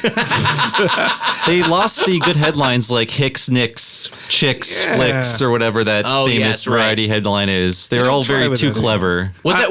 I'm forgetting if that was Variety or Hollywood Reporter. I thought it was a Variety. It might have been a Variety. I think of it as a Variety thing. Well, now too, I think people are just so much more plugged in. I blame the superhero movies because now just to know when some actor is going to leave Marvel, everybody has to know like, oh, well, Robert Downey Jr. had a 6-picture deal, but then he extended it to 4 more appearances. Yeah, that fucking I hate knowing fucking actors' contracts before you see a movie. So you're like it's like pending NBA free agency. You're like anticipating storylines based off of whether someone is going to re-up their deal. It's like this. There are worse things in the world. There are worse things in the world. Well, yes. Nick is standing up. He's standing up. I'm while this pissed happens. off. No, I was feeling that before seeing the new Spider-Man movie that I had to ask myself like, okay, how many films is left on the deal? Did Civil War count as one of the 6? Who's getting points? I mean, Sony and Marvel are like sharing points on it, but it's really Marvel gets all of the merch money, so they're the ones really coming out on top on that. See, I don't like knowing this information. Right. It's not, but it's just that's how plugged in everybody is now. I really liked Spider-Man. Me too. Great. And Vin Diesel and The Rock have a real like Bugs Bunny and Mickey Mouse and Roger Rabbit sort of deal where they have to have the exact same amount of words and screen time and screen space. Well, now they just get filmed like on separate green screens, and like people noticed in the last movie that it's like they don't share one scene together in the last movie. They are sequestered from one another. Wait, who? The Rock and Vin Diesel. They don't. That's fucking crazy. They don't. They seemingly they don't like each other. But then again, I think this could just be The Rock doing a whole fake wrestling feud to get up the new. Like he also had a feud with Tyrese too, where he's like called Tyrese like a bitch or whatever, and said he's not as cool. And as Tyrese me. tried to fight back, and I was like, my man, this is not a fight you're going to win. No. Everyone loves The Rock. A war with words with The Rock is not. Tyrese isn't going to win that. No. I don't think. No. How do we end up in Fast and Furious now? It's also one of my favorite things. That was me. But yeah, so Homer then is like instructing Kim on her workout in the next scene, which I do like is keep those knees rigid, work that lower back, jerk that lower back. Yeah. It's fun. Every bit of advice being wrong is funny. Neck whipping. And this also is like a 1998 celebrity workout. Now celebrities have to like take human growth hormone. Like they have to be all monsters. The idea of someone working out like doing aerobic exercise with dumbbells is so foreign to what a celebrity workout regimen would be in this day and age. Yeah. Yeah, it's like a tractor tie tire now. Right. Pushing a car. Oh, and also Homer got a job at Imagine Films. It's not even that he's like friendly with Ron Howard. Howard has hired him for his production company now. But yes, as Homer is working out, he also has plans of his own for Hollywood. And lift, and strain, and hyperextend. Keep those knees rigid. Jerk that lower back. Homer, I'm feeling some sharp pains in my neck. That's right. Force it. Whip that neck. Does anybody know where this came from? Oh, there's that movie script I wrote. Where did you find it? On my pillow. The important thing is, it's got the perfect part for you. Either one of you. It's about a killer robot driving instructor who travels back in time for some reason. Ron Howard's attached to direct. I am not. Well, he expressed an interest. No, I didn't. Did you? I did not. You lie! Yeah, Homer, most movie scripts are 120 pages. This is only 17, and several of the pages are just drawings of the time machine. So you're saying you don't want to star in my movie? I'm sorry, Homer. Well, if Alec is out, I'm out too. You're on your own, Potsy. The Terminizer. An erotic thriller? There's not good colons in titles anymore. I love that, an erotic thriller announcing itself. Tell us what we're signing up for, you know? And clearly Homer, though, can read and write. He wrote a script. I mean, not much of a script, but like 12 pages. I like this sequence. I will say that I had remembered that the talking pie thing being seated here, his best friend being a talking pie, but it's not mentioned. It just comes out later. Yeah, it's I was like a waiting for detail. An emerging detail. This also feels very inside of just like unsolicited scripts from people outside of the industry kind of thing. Yeah, which Homer learns the danger of that later, that unsolicited scripts get stolen from him in the end. I like him calling Ron the wrong Happy Days character too. That's pretty funny. Later he calls him Horseshack, I think, right? Yes, yeah. And also Homer using such industry terms too as like attached to direct, expressed an interest. Right. They've cut to Moe's bar. Everybody's telling stories about meeting famous people, and Homer is just so tempted to like. It's hard to not want to brag about meeting famous people, but now that's just like Twitter hashtags. I feel like there's every few months there's like quote tweet this with the most random celebrity you met. Like tell that story. I like that they're the most famous person they've all met is Kent Brockman, who I feel like all these characters have met Krusty like in multiple episodes. He's been in Moe's, right? Yes, yeah. He had his after party there. Actually, they met Johnny Carson and the Red Hot Chili Peppers at that place. Right. What a sentence. And with Elizabeth Taylor just hanging outside the window. But yeah, so Homer is tempted to tell this. He like at first isn't going to. He even has like, this is also very like feels old kind of thing. Homer doesn't have that many thought balloons then, but this is kind of bringing it back, the old thought balloons, which like also feels very Family Guy too. Right. But, yeah. I did like the vague historical figure. Oh yes, yeah. Where like, you think it's Benjamin Franklin, but he doesn't care who he is. It's just a person telling him to do what he wants. I like that. Is this the one where Ron Howard appears? Are you gonna play? I don't know if you're gonna play the clip, but yeah, let's play it. Let's play it. So I'm in the grocery store the other day buying some cotton balls. The absorbent kind? You got that right, my friend. So, around the corner and I head down the ointment aisle when who should I spot? None other than Kent Brockman. The local news guy? Mr. Channel 6? My God, what I give to meet him. Oh, they don't come much bigger than that. Kent Brockman, please. Oh, what? I suppose you've seen a bigger star. I might have. Come on, make with a name. Oof. I can't. I promise I wouldn't. Oh, yeah, right. You ain't seen nobody. That was barely a joke. I know. You've got to keep our secret, Homer. Homer, we're out of vodka. Tell the people, Homer. They have a right to know about the celebrities in my house. Who the hell are you? What do you care? I'm telling you what you want to hear. All right. I'm going to let you guys in on something. But you got to keep it much more secret than I did. Just sells them out and seemingly gives them their address too, not just telling a story, but yeah, Ron Howard saying Homer, we're out of vodka. That's a pretty good line. That's good. Yeah. See, again, he's having so much more fun with his character than the other two are, I think. I mean, Alec he dunks on himself a little bit, but mostly just Baldwin Brothers jokes are at his expense. And there's like one joke that he's very conceited, just one. Did I miss something? Did he have an Oscar yet, or is that for A Beautiful Mind in a few years? Oh yeah, it was Apollo 13. No. Okay. He was chasing that Oscar for a while. Yeah, I think Beautiful Mind was the first one, and I don't think he's had an Oscar. Boy, maybe not Best Picture. No, boy, I am trying to remember here. Rush was like a big contender. Everyone remembers how good Rush is. Yeah, we're all big. Wait, you have a Rush tattoo. Yeah, and it says underneath in parentheses, not the band. No. Leave me alone if you like that band. Get out of here. And then they cut back to Homer. Homer tells him everything. Then Homer's back at the summer house playing doubles with them. And I just love how he just shits on Ron Howard for being a bad doubles partner. Yeah, at badminton. I just love his like, unbelievable.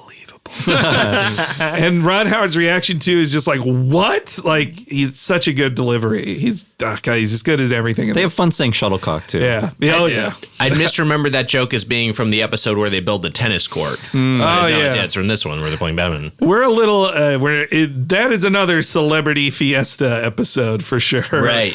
Where they just give up and let the celebrities just play tennis against each other, and they are not active in their own plot anymore. But also 1998 seems a little late for a Jurassic Park reference. Oh yeah. I had fun with it. Maybe last legal year you could do that. I mean, seeing the pink lemonade, the choice of pink lemonade, which is like I don't know, that feels too cheap for celebrities to get. Do you feel like they'd have fancier lemonade than just I pink? thought that was the joke they were setting up. I thought it was like, look at the lemonade. It's cheap. It's country time.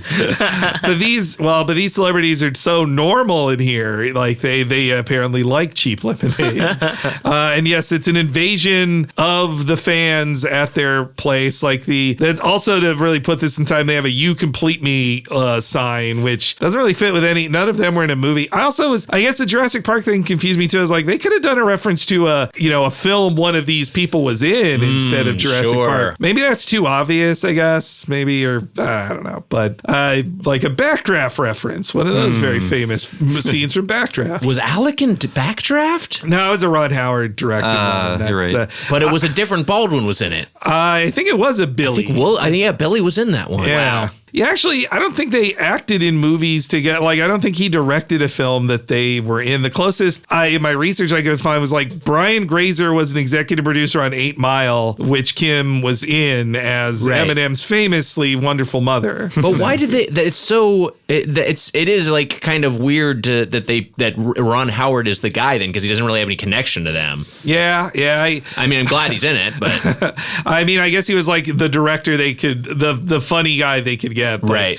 I mean, it's better than like if Tim Burton showed up, who did direct both of them in movies. Yeah. It's also weird. Yeah, actually, when the people show up, I would believe that Smithers would make a reference to LA Confidential. They like it, though. It's a joke that Smithers is a drag performer, which they have never done before, or that he just likes wearing women's shoes. But they have done that with Chief Wiggum, though, that he like finally excused to wear makeup. Yeah. Which is like, they could have maybe done that with Wiggum. It would have been more unpredictable with Wiggum. Instead, it just feels like a cheaper gay joke with Smithers. Yeah. Right. And then meanwhile, the comic book guy, so the silent running sub thing is kind of funny, but if we're all punching up jokes on this old Simpsons episode, he should be making a reference to like Batman or to The Shadow, like comic book movies these guys were in. That would have been, I don't know, some Vicky Vale joke. I do like that how pedantic, but the level of pedantry is accurate for comic book guy. I think that was like the first internet pedant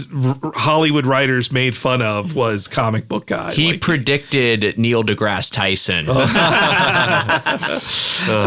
But yeah, the celebrities are furious with Homer for letting the secret out. He's rejected by them. They know that he let out the secret. Somebody must have told them we live here. I'm looking at you, Porchak. How could you?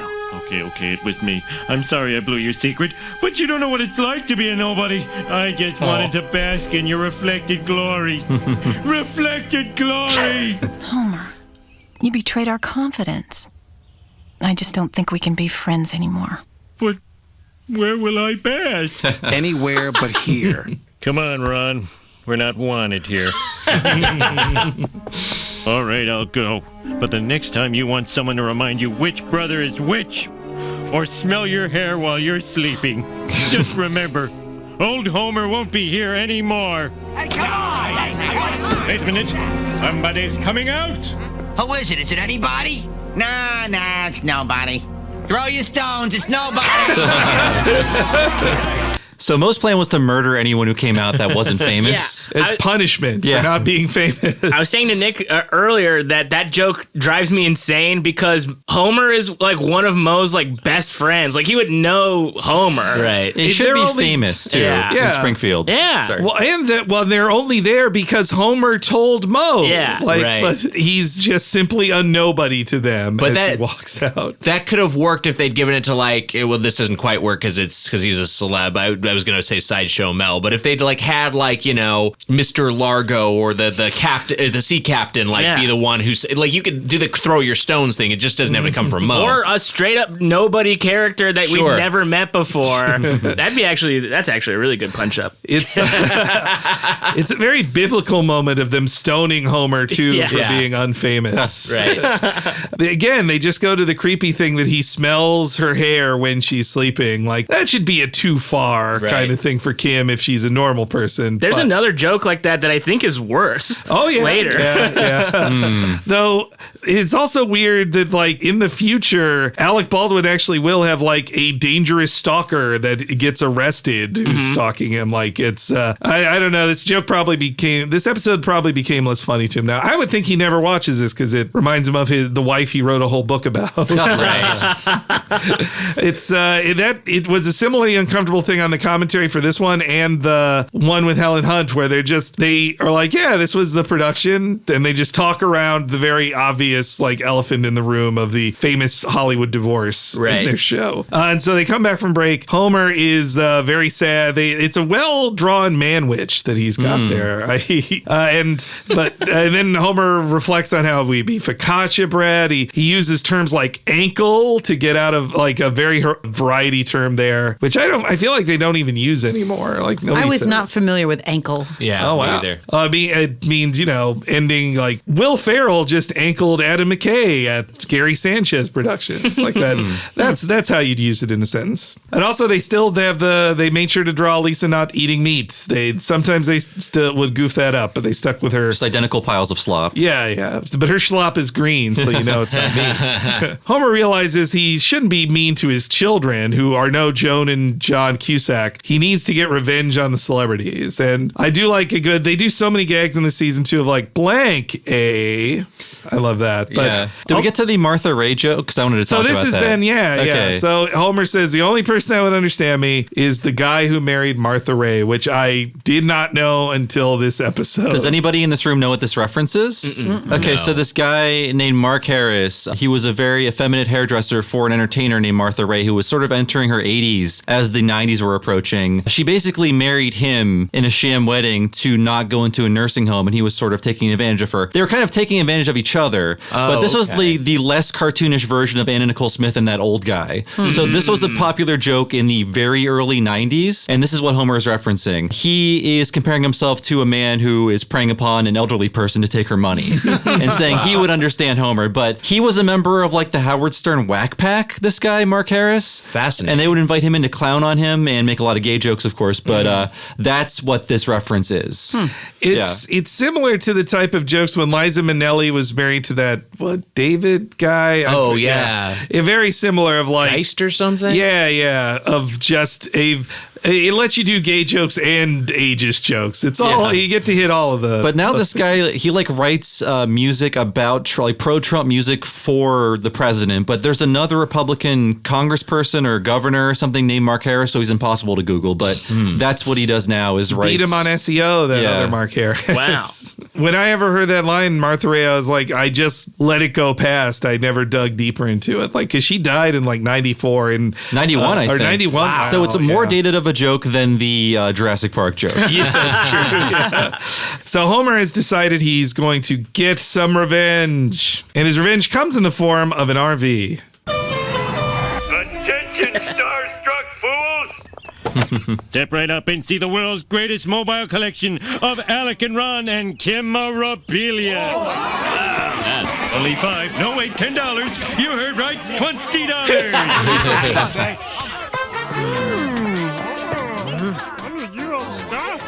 Hey, it's Alec Baldwin's Medic Alert bracelet. That's right. Mr. Tough Guy can't handle a little penicillin. Oh, and look at this. We can't even pay our bills, and they're drinking Royal Crown Cola.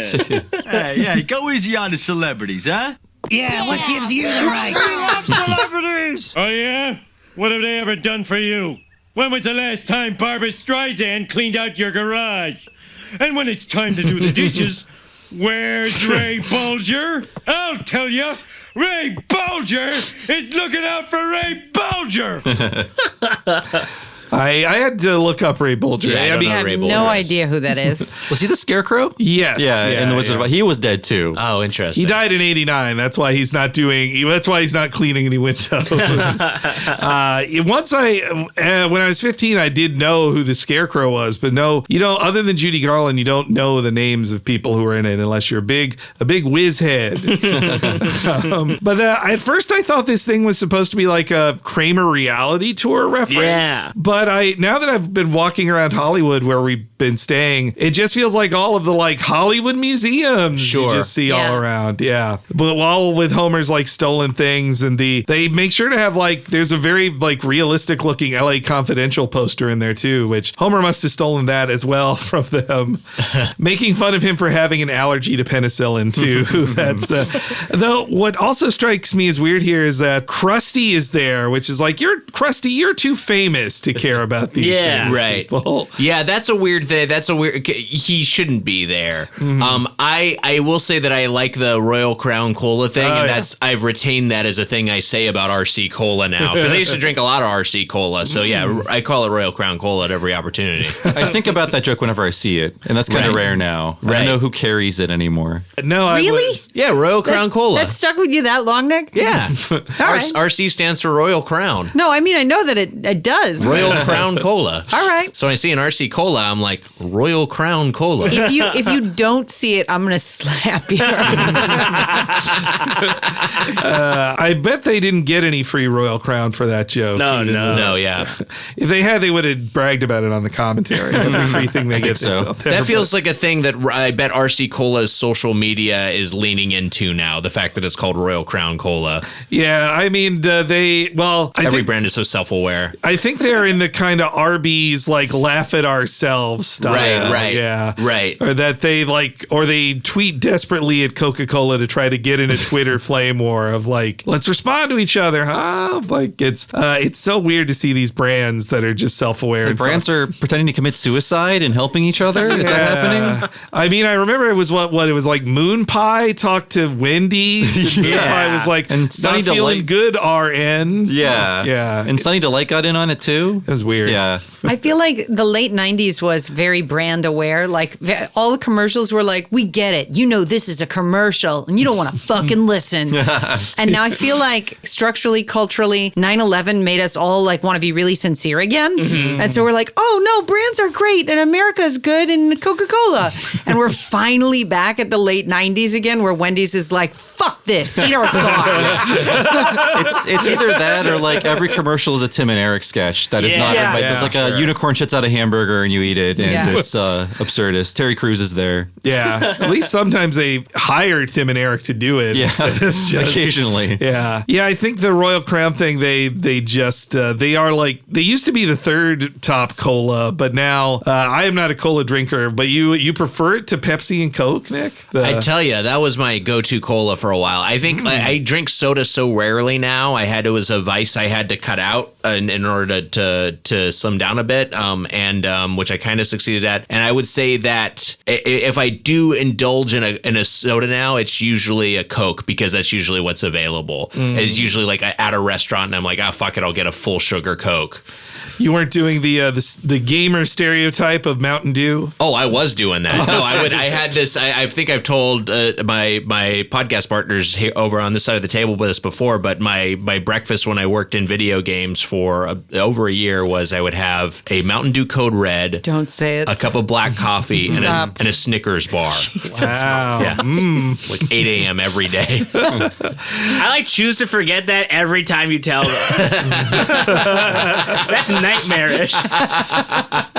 Man, as Homer is mocking the celebrities and talking about how much he hates them, the celebrities miss Homer. Oh, look. Wasn't that a fun weekend? Yeah, Homer was a pretty good guy. And we just tossed him out like a Golden Globe award. I've got to admit, I miss the way he used to tuck us in and kiss us on the forehead. Forehead? Maybe I should have made this movie. Yeah, it wasn't that bad. I mean, the script might even work if you got rid of the talking pie. What are you, crazy? It's a buddy picture. Without the pie, it would just be me on screen for 2 hours. Oh, yeah, and you'd hate that. No. You can't lose the pie. The pie's your heart. Okay. Keep the damn pie. The point is, we weren't fair to Homer. He screwed up, but he deserves another chance. Yeah, everyone makes mistakes. I mean, we'd want another chance if one of us ever made a bad film, right? They're silent for 6 whole seconds. Yeah. I love the idea that the movie is Alec Baldwin and a pie on screen for 2 hours, because if you take out the pie, it's just Alec Baldwin. Yeah, that's really, really funny. There's no other characters in the film. Yeah. But they're starting to warm to it. I feel like the most authentic reading of Kim in this episode is her saying, "Oh, and you'd hate that." Like that felt very real there. And yes, Homer kisses her on the lips apparently. Homer sexually assaulted Kim Basinger several times, apparently. Homer is canceled. We don't even know that it's lips. That's true. She just says, that's true. But despite all that, she still misses him. Yeah, she misses That's true. him. It's dark. The implication of it is dark. It could be vagina. Yeah. My first thought was feet, if not. That says something about That's me. where I go. And you're always begging for mercy, though. Well, Alec Baldwin, he hadn't won Golden Globe to this point. Now he has, all for 30 Rock. He got nominated for film stuff, but he only got it in TV when he actually won Golden Globes. Which I don't know if Golden Globes are worth more now than they were then. I'm not sure if they definitely get promoted more. I like that Ron Howard is now so into the film too that he's like talking like a producer, like, no, that's the heart. You can't cut that. It's a very insidery moment too. But it being a talking pie is just so silly that I think it's a lot of fun. Yeah. And their silence on making a bad movie. They've all made many bad movies, even to that point. And now I feel like Kim Basinger, she does appear in stuff, but it's like when I looked at her credits, it's in these smaller roles that make you, when you see, you go like, oh, hey, there she is. Mm-hmm. Wow. Like she does not open films anymore. Like I think her most recent big role is she's in the second to the 2 and 3 of the 50 Shades of Grey film, in the Greyaverse of films. Wow. I think she's Grey's mom in the Holy film. shit. Yeah. I didn't even know that. I didn't know that either. Yeah. Well, it's her getting back. I think it's good casting because I believe the first thing she got famous for was 9.5 Weeks, an erotic thriller of its own. So they're bringing it back, which it's surprising that was like the sexy film back then. So they're ready to forgive Homer, and then they come outside decide and see that he's parading around in their underwear, which, again, it feels very like current to have a joke that Homer didn't get to go to the Oscars. Like, that feels like a late addition, too. That I guess if they were writing it in like December, they could have assumed she was in the Oscar conversation for LA Confidential. Definitely they were pushing for it already. They decide that this time it's personal. And I do love his delivery of underpants. Like, he's got our underpants. And Homer drives away. He makes sure to say, like, I'll never get away in the museum. And so it comes to a very dramatic, action-packed chase scene here. Pull over, you maniac! No! Just jump over there, Alec. It's not that far. Yeah, you're a big screen tough guy. Gee, I'd love to, but I'm not really wearing the right shoes. Fine.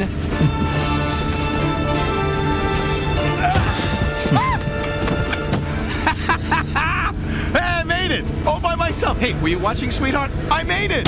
Ow! Ah! My watch is caught! Hold on. Can you drive? Not well, but I'll give it a shot. He was in Grand Theft Auto, the movie, right? Oh, wait, the 70s movie. Oh, wow. I think right. yeah. Man, wasn't he? I think he was in some other racing film, too. I can't. Rush. He directed Rush. That's what it was. We're back to Rush. Oh, God. No, it was a movie called like Burning Dust or something. It was an old Ron Howard movie. Yeah, like when they tried to make him a movie in, star. Yeah. That weird, that brief time. He has to be the most successful child actor, right? Like Probably. Like nobody even remembers him as Opie from Andy Riff's show. I guess it depends on how you define success, because he's had an amazing directing career, but it's like not like he's become known as this adult actor with his amazing career. Mm-hmm. Like, you'd maybe point at, like, I don't know, I mean, does Josh Brolin count? You know, I mean, because he's still doing the thing he started. Right, yeah, started as an actor and continued as an actor as an adult. Like Britney Spears? Didn't she start as like a child singer? Oh, right, yeah. A Disney Mickey Mouse Club kid. Yeah. That's where she had started, yeah. But now she's like retired again or something. She is? You can't see her in Vegas anymore. I know that. I don't fucking know any of this stuff. She's going through some tough times again. I think so. Let's all pray for Britney. But it was Grand Theft Auto. Okay. Wow. Is that why they can't? Could they not make a Grand Theft Auto movie now because they already have the rights to it there? Could be. I think the movie can be anything, called anything. Well, I also think CJ may not be available. CJ's not. And as the delivery of my watch is caught is so weird. Like, it's just the way he screams it. It's like he didn't get the joke. Yeah. It feels like Alec was insisting, like, how will people know if my watch is caught if I don't scream it out loud? But he goes from wanting to escape to trying to kill them. Homer tries to kill all of them. Yes. Like, he should be going, when it comes to the trial, he should be going to jail for attempted murder. Right. It's maybe like this is maybe too obvious, but I kind of was expecting of like they're almost setting it up like, okay, well, they're actors, but they can't actually do this shit, you know, and like you almost were thinking, my expectation is like Alec Baldwin's just gonna fuck up spectacularly, but it's not. It's like Homer who ends up doing it. Well, they saved the one for Ron Howard. Like, he can't do it, but apparently Alec Baldwin actually is a action star in real life. He can do those things, and it's a really good like actiony drawing of the way Kim is holding on to the top of it while Homer's swerving is like he is trying to kill her. He wants her to die. It's kind of the thing that I guess like Galaxy Quest did so well, which is that like they're just actors. They can't actually do this stuff, and when they try to do it, they kind of fuck it up and then eventually figure it out, you know. But here it's like almost they do just know how to do it. I wonder if Alec was insisting like, well, if he's going to call me a chicken, I have to succeed. Yeah. I can't. Yeah, right. I can't get clowned on by Ron Howard in this. But the image of cartoon Alec Baldwin like missing and then just like rolling down like the highway while they drive away is very funny. Yeah, it is funny. Yeah, when Ron Howard just hits the ground, just the way you think the music tells you he's got the jump, and then he just hangs in midair and just smash. That's fun. I kind of wish they just killed him. And they're like, in the world of Simpsons, Ron Howard is dead. Yeah. And Homer killed him. Yeah. No Grinch.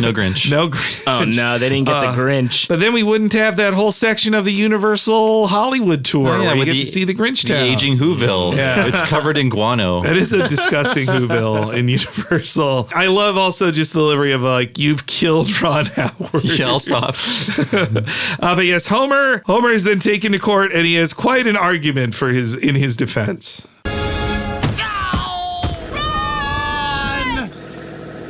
You killed Ron Howard.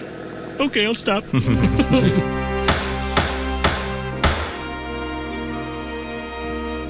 Mr. Simpson, do you have anything to say for yourself? Yes, I do. I believe that famous people have a debt to everyone. If celebrities didn't want people pawing through their garbage and saying they're gay, they shouldn't have tried to express themselves creatively. In closing, you people must realize that the public owns you for life. And when you're dead, you'll all be in commercials dancing with vacuum cleaners. Thank you, Your Honor. Mr. Simpson, you are forbidden to come within 500 miles of any celebrity, living or dead. Homer is correct that all Peter Cushing style that people will be reanimated long after the death. The crossing of the line back then was it the Fred Astaire Fred Astaire Dirt Devil commercial. Yeah. That was, I think, the first time celebrities really thought about like, what is my corpse going to be doing? Right. But now it just feels like the way technology is going, they're just going to recreate every actor for all time in movies. Well, luckily, I think we're at the end of actors. Like, I'm serious. That's I feel true. like one of the cultural artifacts of this is that it's like sort of pre-internet, and the internet sort of like shotgunned not shotgun like killed them, but like all celebrities are so small now and have their own such like intense niche fandoms that unless you're in like an Avengers movie, like you're not really a celebrity. Right. Sure. Mm-hmm. Yeah, nobody's famous like Will Smith was famous in the 90s. Yeah. And even Will Smith feels like diminished in who he is now. Like that. Though those are like the only celebrities that can feel like you get traction now. Of it's like, Will Smith is telling a funny story about DJ Jazzy Jeff. You never heard that before. But yeah, I think, social media makes you so much more in touch with celebrities. Like, and also you could get like easily into a flame war with any celebrity and then blocked by them that you're too in touch with them now. Hey, you can tweet at Homer. He's verified. Oh my God. I can't even get verified and a cartoon's verified. I mean, he's got bigger connections. That's true. He knows Ron Howard. What does it mean that Homer is I mean, I know what it means, but what does it mean? He's real. Is it at Homer? It means he's real. Like, do the writers, hold on though, do the writers write Homer tweets? Probably. What is Homer canon on Twitter? I don't follow That's Homer on interesting. Twitter, Yeah, I don't actually. Yeah. At Homer J. Simpson, official Twitter for Homer Simpson, 2.1 million followers. Wow. Here's you know what? He hasn't tweeted since 2018. There must have been an episode then where he had a Twitter account and tweeted. Yeah. Let's see. Here is a tweet. His last tweet, 3/2018. I just woke up. Is the St. Patrick's Day parade still going?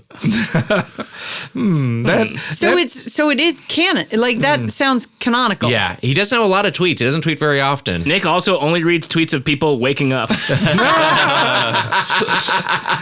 Well, maybe it's one of those writer room accounts, and then the writers like got bored and stopped doing it. Maybe. I mean, with that non-joke, it seems like they're pretty bored. That's not a great tweet. Here's one from May 15th, 2016, which is not very far down his feed. So maybe they've deleted a lot of these, or that he just doesn't tweet very often. Someone tweets at him, "Do you have a favorite NBA basketball team?" #Homer Live. I guess is the thing they were doing. He replies, "The Cavaliers, because they're named after my attitude about basketball." Which is not really like a Homer-y joke. Like it's like a fine too clever, but it's a little too clever for Homer. Yeah. Homer's dumb. I forgot about Homer Live. That's where Dan Castellaneta in character talked as Homer, and they somehow matched it up, closely. Maybe it stopped going because after Disney bought Fox, they're like, we don't approve of this anymore. This is going under our PR department. On this account, I also noticed there are 2 spaces after every period, which irks me. That has to be some old guy writing those things. Homer wouldn't do that. You know what Twitter When I perform Homer Simpson on Twitter, I double space after my period. There would be no punctuation Yeah. or capitalization. Or random caps in wrong places. Yeah. This man does not know how to read. It would be a bummer to see how he'd actually tweet, like, write, because it's just like, oh, that's just how a dumb guy writes. Yeah. It's like, oh, it just bum you out. Though Homer is forbidden forever being next to a celebrity, in 4 episodes, he will be hanging out with Mark Hamill and saving his life. This court ruling is not very binding in Homer's case. Yeah, it's not enforced. But then also, I don't know, calling the old lady from Titanic, that feels a little flat to me. Like I would have laughed more if they'd said her real name, but hey. Yeah, that joke, when I saw that too, I was just like, well, why her? Why? Was she like part of the cop where people like always talking about her in that way? Well, she definitely was at the same Oscars where Kim Basinger won. They took like multiple times of like, we're so happy you're here. Look who's here. It's her. Like everybody stand and applaud her. Like she got celebrated quite a lot at that Oscars. Like Kim's win was one of the few non-Titanic wins there. Right. The Titanic won everything except actor Oscars. It is though, like in an episode where they reference Mark Harris, right, and Ray Bolger. It's but then they're like a current celebrity they call old lady from Titanic. I mean, it's a choice, but yeah, it feels like they could have just said a specific name. Well, surprise, I'm the one who runs the Homer account.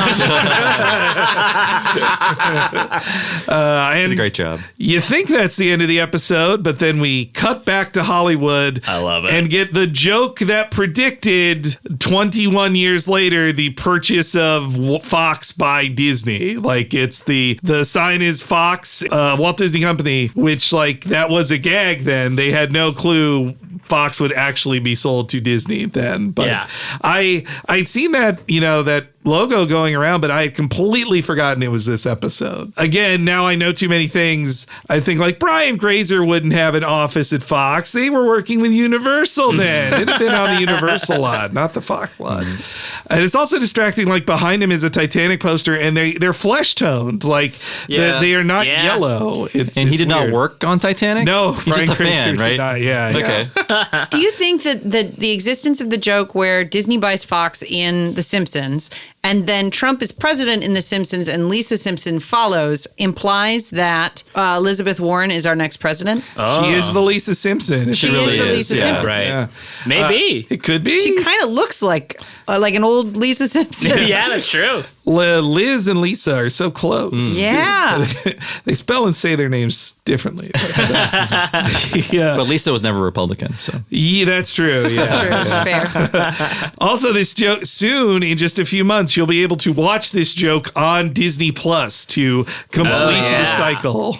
But yes, let's hear from old Brian Grazer, which is such a random choice. Like it does feel like just a favor to Ron Howard of like, why not just have, instead of just Harry Shearer playing your producer, let's just have your producer here. It's kind of a fun little Easter egg. I don't think it hurts anything. He's fine in it. No. His appearance in season 4 of Arrested Development, I'd say, is more masturbatory than this for sure. He still has that anime hair though, right? At 60? I think so, yeah. He always looks like he saw something very scary. But yes, here's the end of the episode. And it grows to a powerful, emotional climax when the father has to choose which one of his children will live and which one will die. Pass. What else you got? Well, there is this one thing. It's about a killer robot driving instructor that travels back in time for some reason. I'm listening. Okay. Well, you see, this robot, he's got a heartbreaking decision to make about whether his best friend lives or dies. His best friend's a talking pie. Sold. Howard, you've done it again.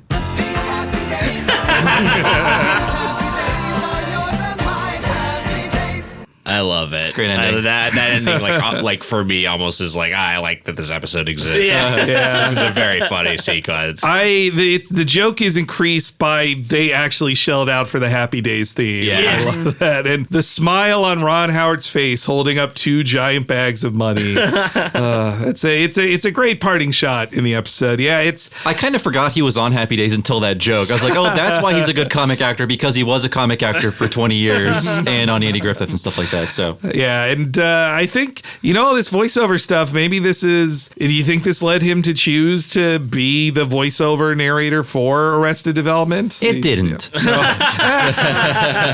got me. That's my best run.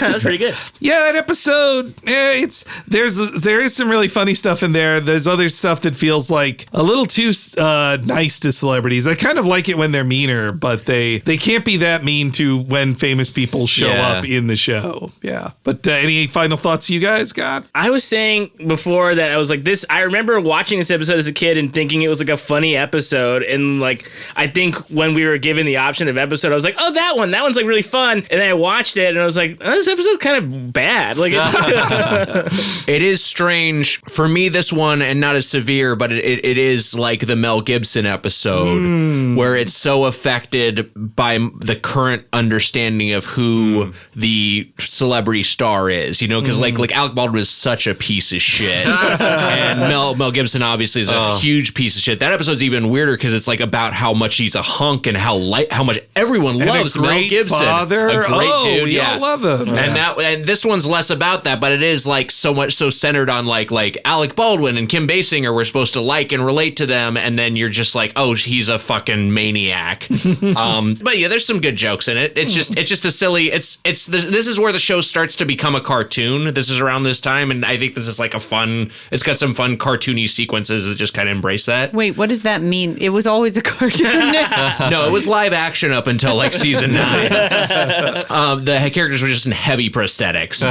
No, I like for me it was like an animated sitcom. It felt a lot more grounded. I think like up until maybe the season before this, and then it started to get like have stuff that is more fantastical, like the head turning completely around. It started to have more cartoon logic within it. And does that still happen in modern Simpsons, or do you not yes, know? I think they've like really embraced that, and like the show just is a cartoon now. Huh. Yeah, in a lot of ways. Yeah. Heather, will this lead you to watch more Simpsons? No. Or, we didn't win her over. No, not. I'm sorry. I mean, it was like, here's the thing. I like, as a comedian, you're supposed to like deify the Simpsons, and you're supposed to talk about how brilliant it is and how great the writer's room is and how it's your dream job. And I don't feel any of those things about the Simpsons. I really like cartoons that are like exceptionally violent or sad, and Simpsons just doesn't tickle those things unless you count the time that Mr. Burns died.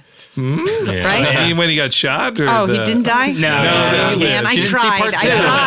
You missed part 2. Maude Flanders gets fucking iced. Oh, yeah. She legit dies. Oh, nice. Yeah. I'll watch that one. You're looking for one. Okay, it's everyone's favorite episode, by the way. Yeah. Oh, that's when the show got good. Is that serious? She gets fucking hit with a t-shirt gun and falls to her death. Yeah, that really happened. Yeah, and then her Ned Flanders, a very Christian man, has a struggle with his faith in the aftermath. Wow. Yeah, it's a great episode. And there's a joke about his giant penis in that same episode, right? Wait, what? Yeah. That honestly is a thing for me where, because when we learn that Flanders has a fantastic body, I'm like, oh, I like that because that's funny because that's what's hiding under that sweater. That's a funny detail, and that actually makes sense that a very Christian man would be that like he maybe his obsession would be fitness, but him having like a fucking 10-inch dick, that's too far. You've over heightened like the fun of him being hunky or him being like sexually desirable. Wait, do you see his penis? It's blurred out. They show his dick pixelated, but they Are you show serious? it. The pixels go below his knee. It's like fucking huge. And his wife died in the previous act. Yeah. So, his wife died.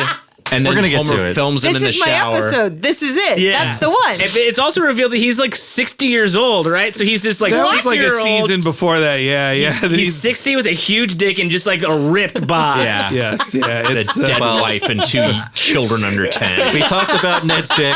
I think it's time for plugs. We'll do our own plugs once we are out of here. But you guys, let us know where we can find you. You've got many podcasts going on, including Doughboys and How Did This Get Played. Yes. Please talk about those. Check out How Did This Get Played. you may know about Doughboys, my podcast about chain restaurants, but I would really love people to check out How Did This Get Played. Me and Heather and Matt Apodaca, all of us here, we all put this together and we review terrible video games. Sonic 06, we talked about Superman 64, Had a Full Boyfriend, the Pigeon Dating Sim, Room in the Night Sky, the insane Nintendo Switch game, Dragon's Lair, the awful FMV animated arcade game from the 80s. We run the gamut of all these different categories and types of bad, unplayable, and weird games, and we dissect them and we talk about what's interesting about them and what's just indefensible about them in the same way that you guys address Simpsons episodes. What am I missing on that? I mean, that was it, man. You fucking killed it. Great. You didn't even have notes. You just went. Yeah. There wasn't even an in the middle of that run. I think there's probably an in I there. don't think so, All right, dude. if there is, just edit it out. It's gone. Consider it done. But having a great time working with Heather and Matt on this, Awesome. and it's I hope people check out the podcast. Yeah. And we'll have you guys on to talk about one of the famously bad Simpsons games at some point in the future. We have about 20 to choose from. So. Yeah. It's a 20 episode series we're going to be. No, but all right, we got that on tape, so it's officially fun. No, we have a lot of gamer listeners, I know, so I hope they check out your new show, guys. Totally. Yeah. But thank you so much. This was a great long 2 hours. podcast. So thank you very much, guys. Thank you. So thanks again to Nick Wiger, Heather Ann Campbell, and Matt Apodaca of the great podcast How Did This Get Played? And of course, Nick has his podcast Doughboys as well. Check out both of those wherever you find great podcasts. But as for us, if you want to help us out and get a ton of great stuff on the side, please go to patreon.com/TalkingSimpsons. If you sign up at the $5 level, you'll get every one of these podcasts 1 week ahead of time and ad-free. And the same goes for our sister show, What a Cartoon. You'll also have access to all of the paywalled podcasts at the $5 level. Too many to list here, but that includes all of our miniseries, including the most recent one, Talk King of the Hill, a first season exploration of King of the Hill, and a new miniseries that will be coming this fall only for $5 patrons. You can check it all out at patreon.com/TalkingSimpsons. Henry, we have a newer $10 level. What is happening there? I know there are extra long podcasts. My goodness, are there? Yes, for our premium $10 and up patrons at patreon.com/TalkingSimpsons. Do they get a special treat? Every month we do a new What a Cartoon Movie podcast. Me and Bob go into extra special detail like we do with The Simpsons, but for a different animated feature film once a month. Up to 4 hours long, some of these have been. And if you sign up right now, you will hear July's episode, Beavis and Butthead Do America, and August is coming real soon, plus all of the previous ones before that. So much awesome content, all to help support us. $10 a month at patreon.com/TalkingSimpsons.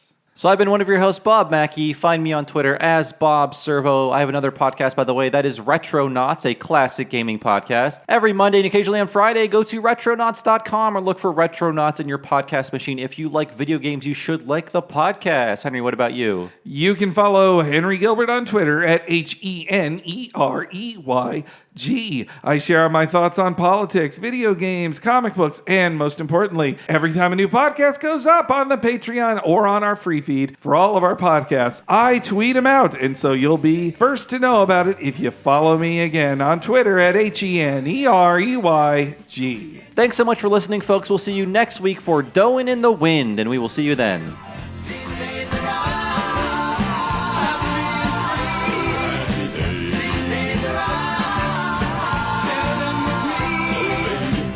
Gray sky, hello blue. There's nothing can hold me when I hold you. Feels so right, it can't be wrong. Rocking and rolling all week long.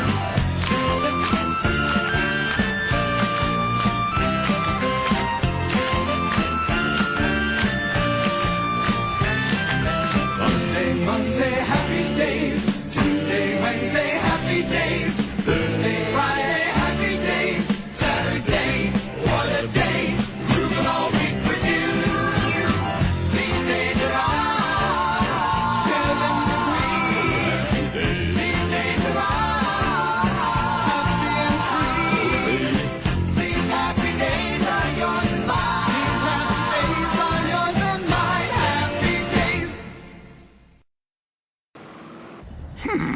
This is such a secluded area.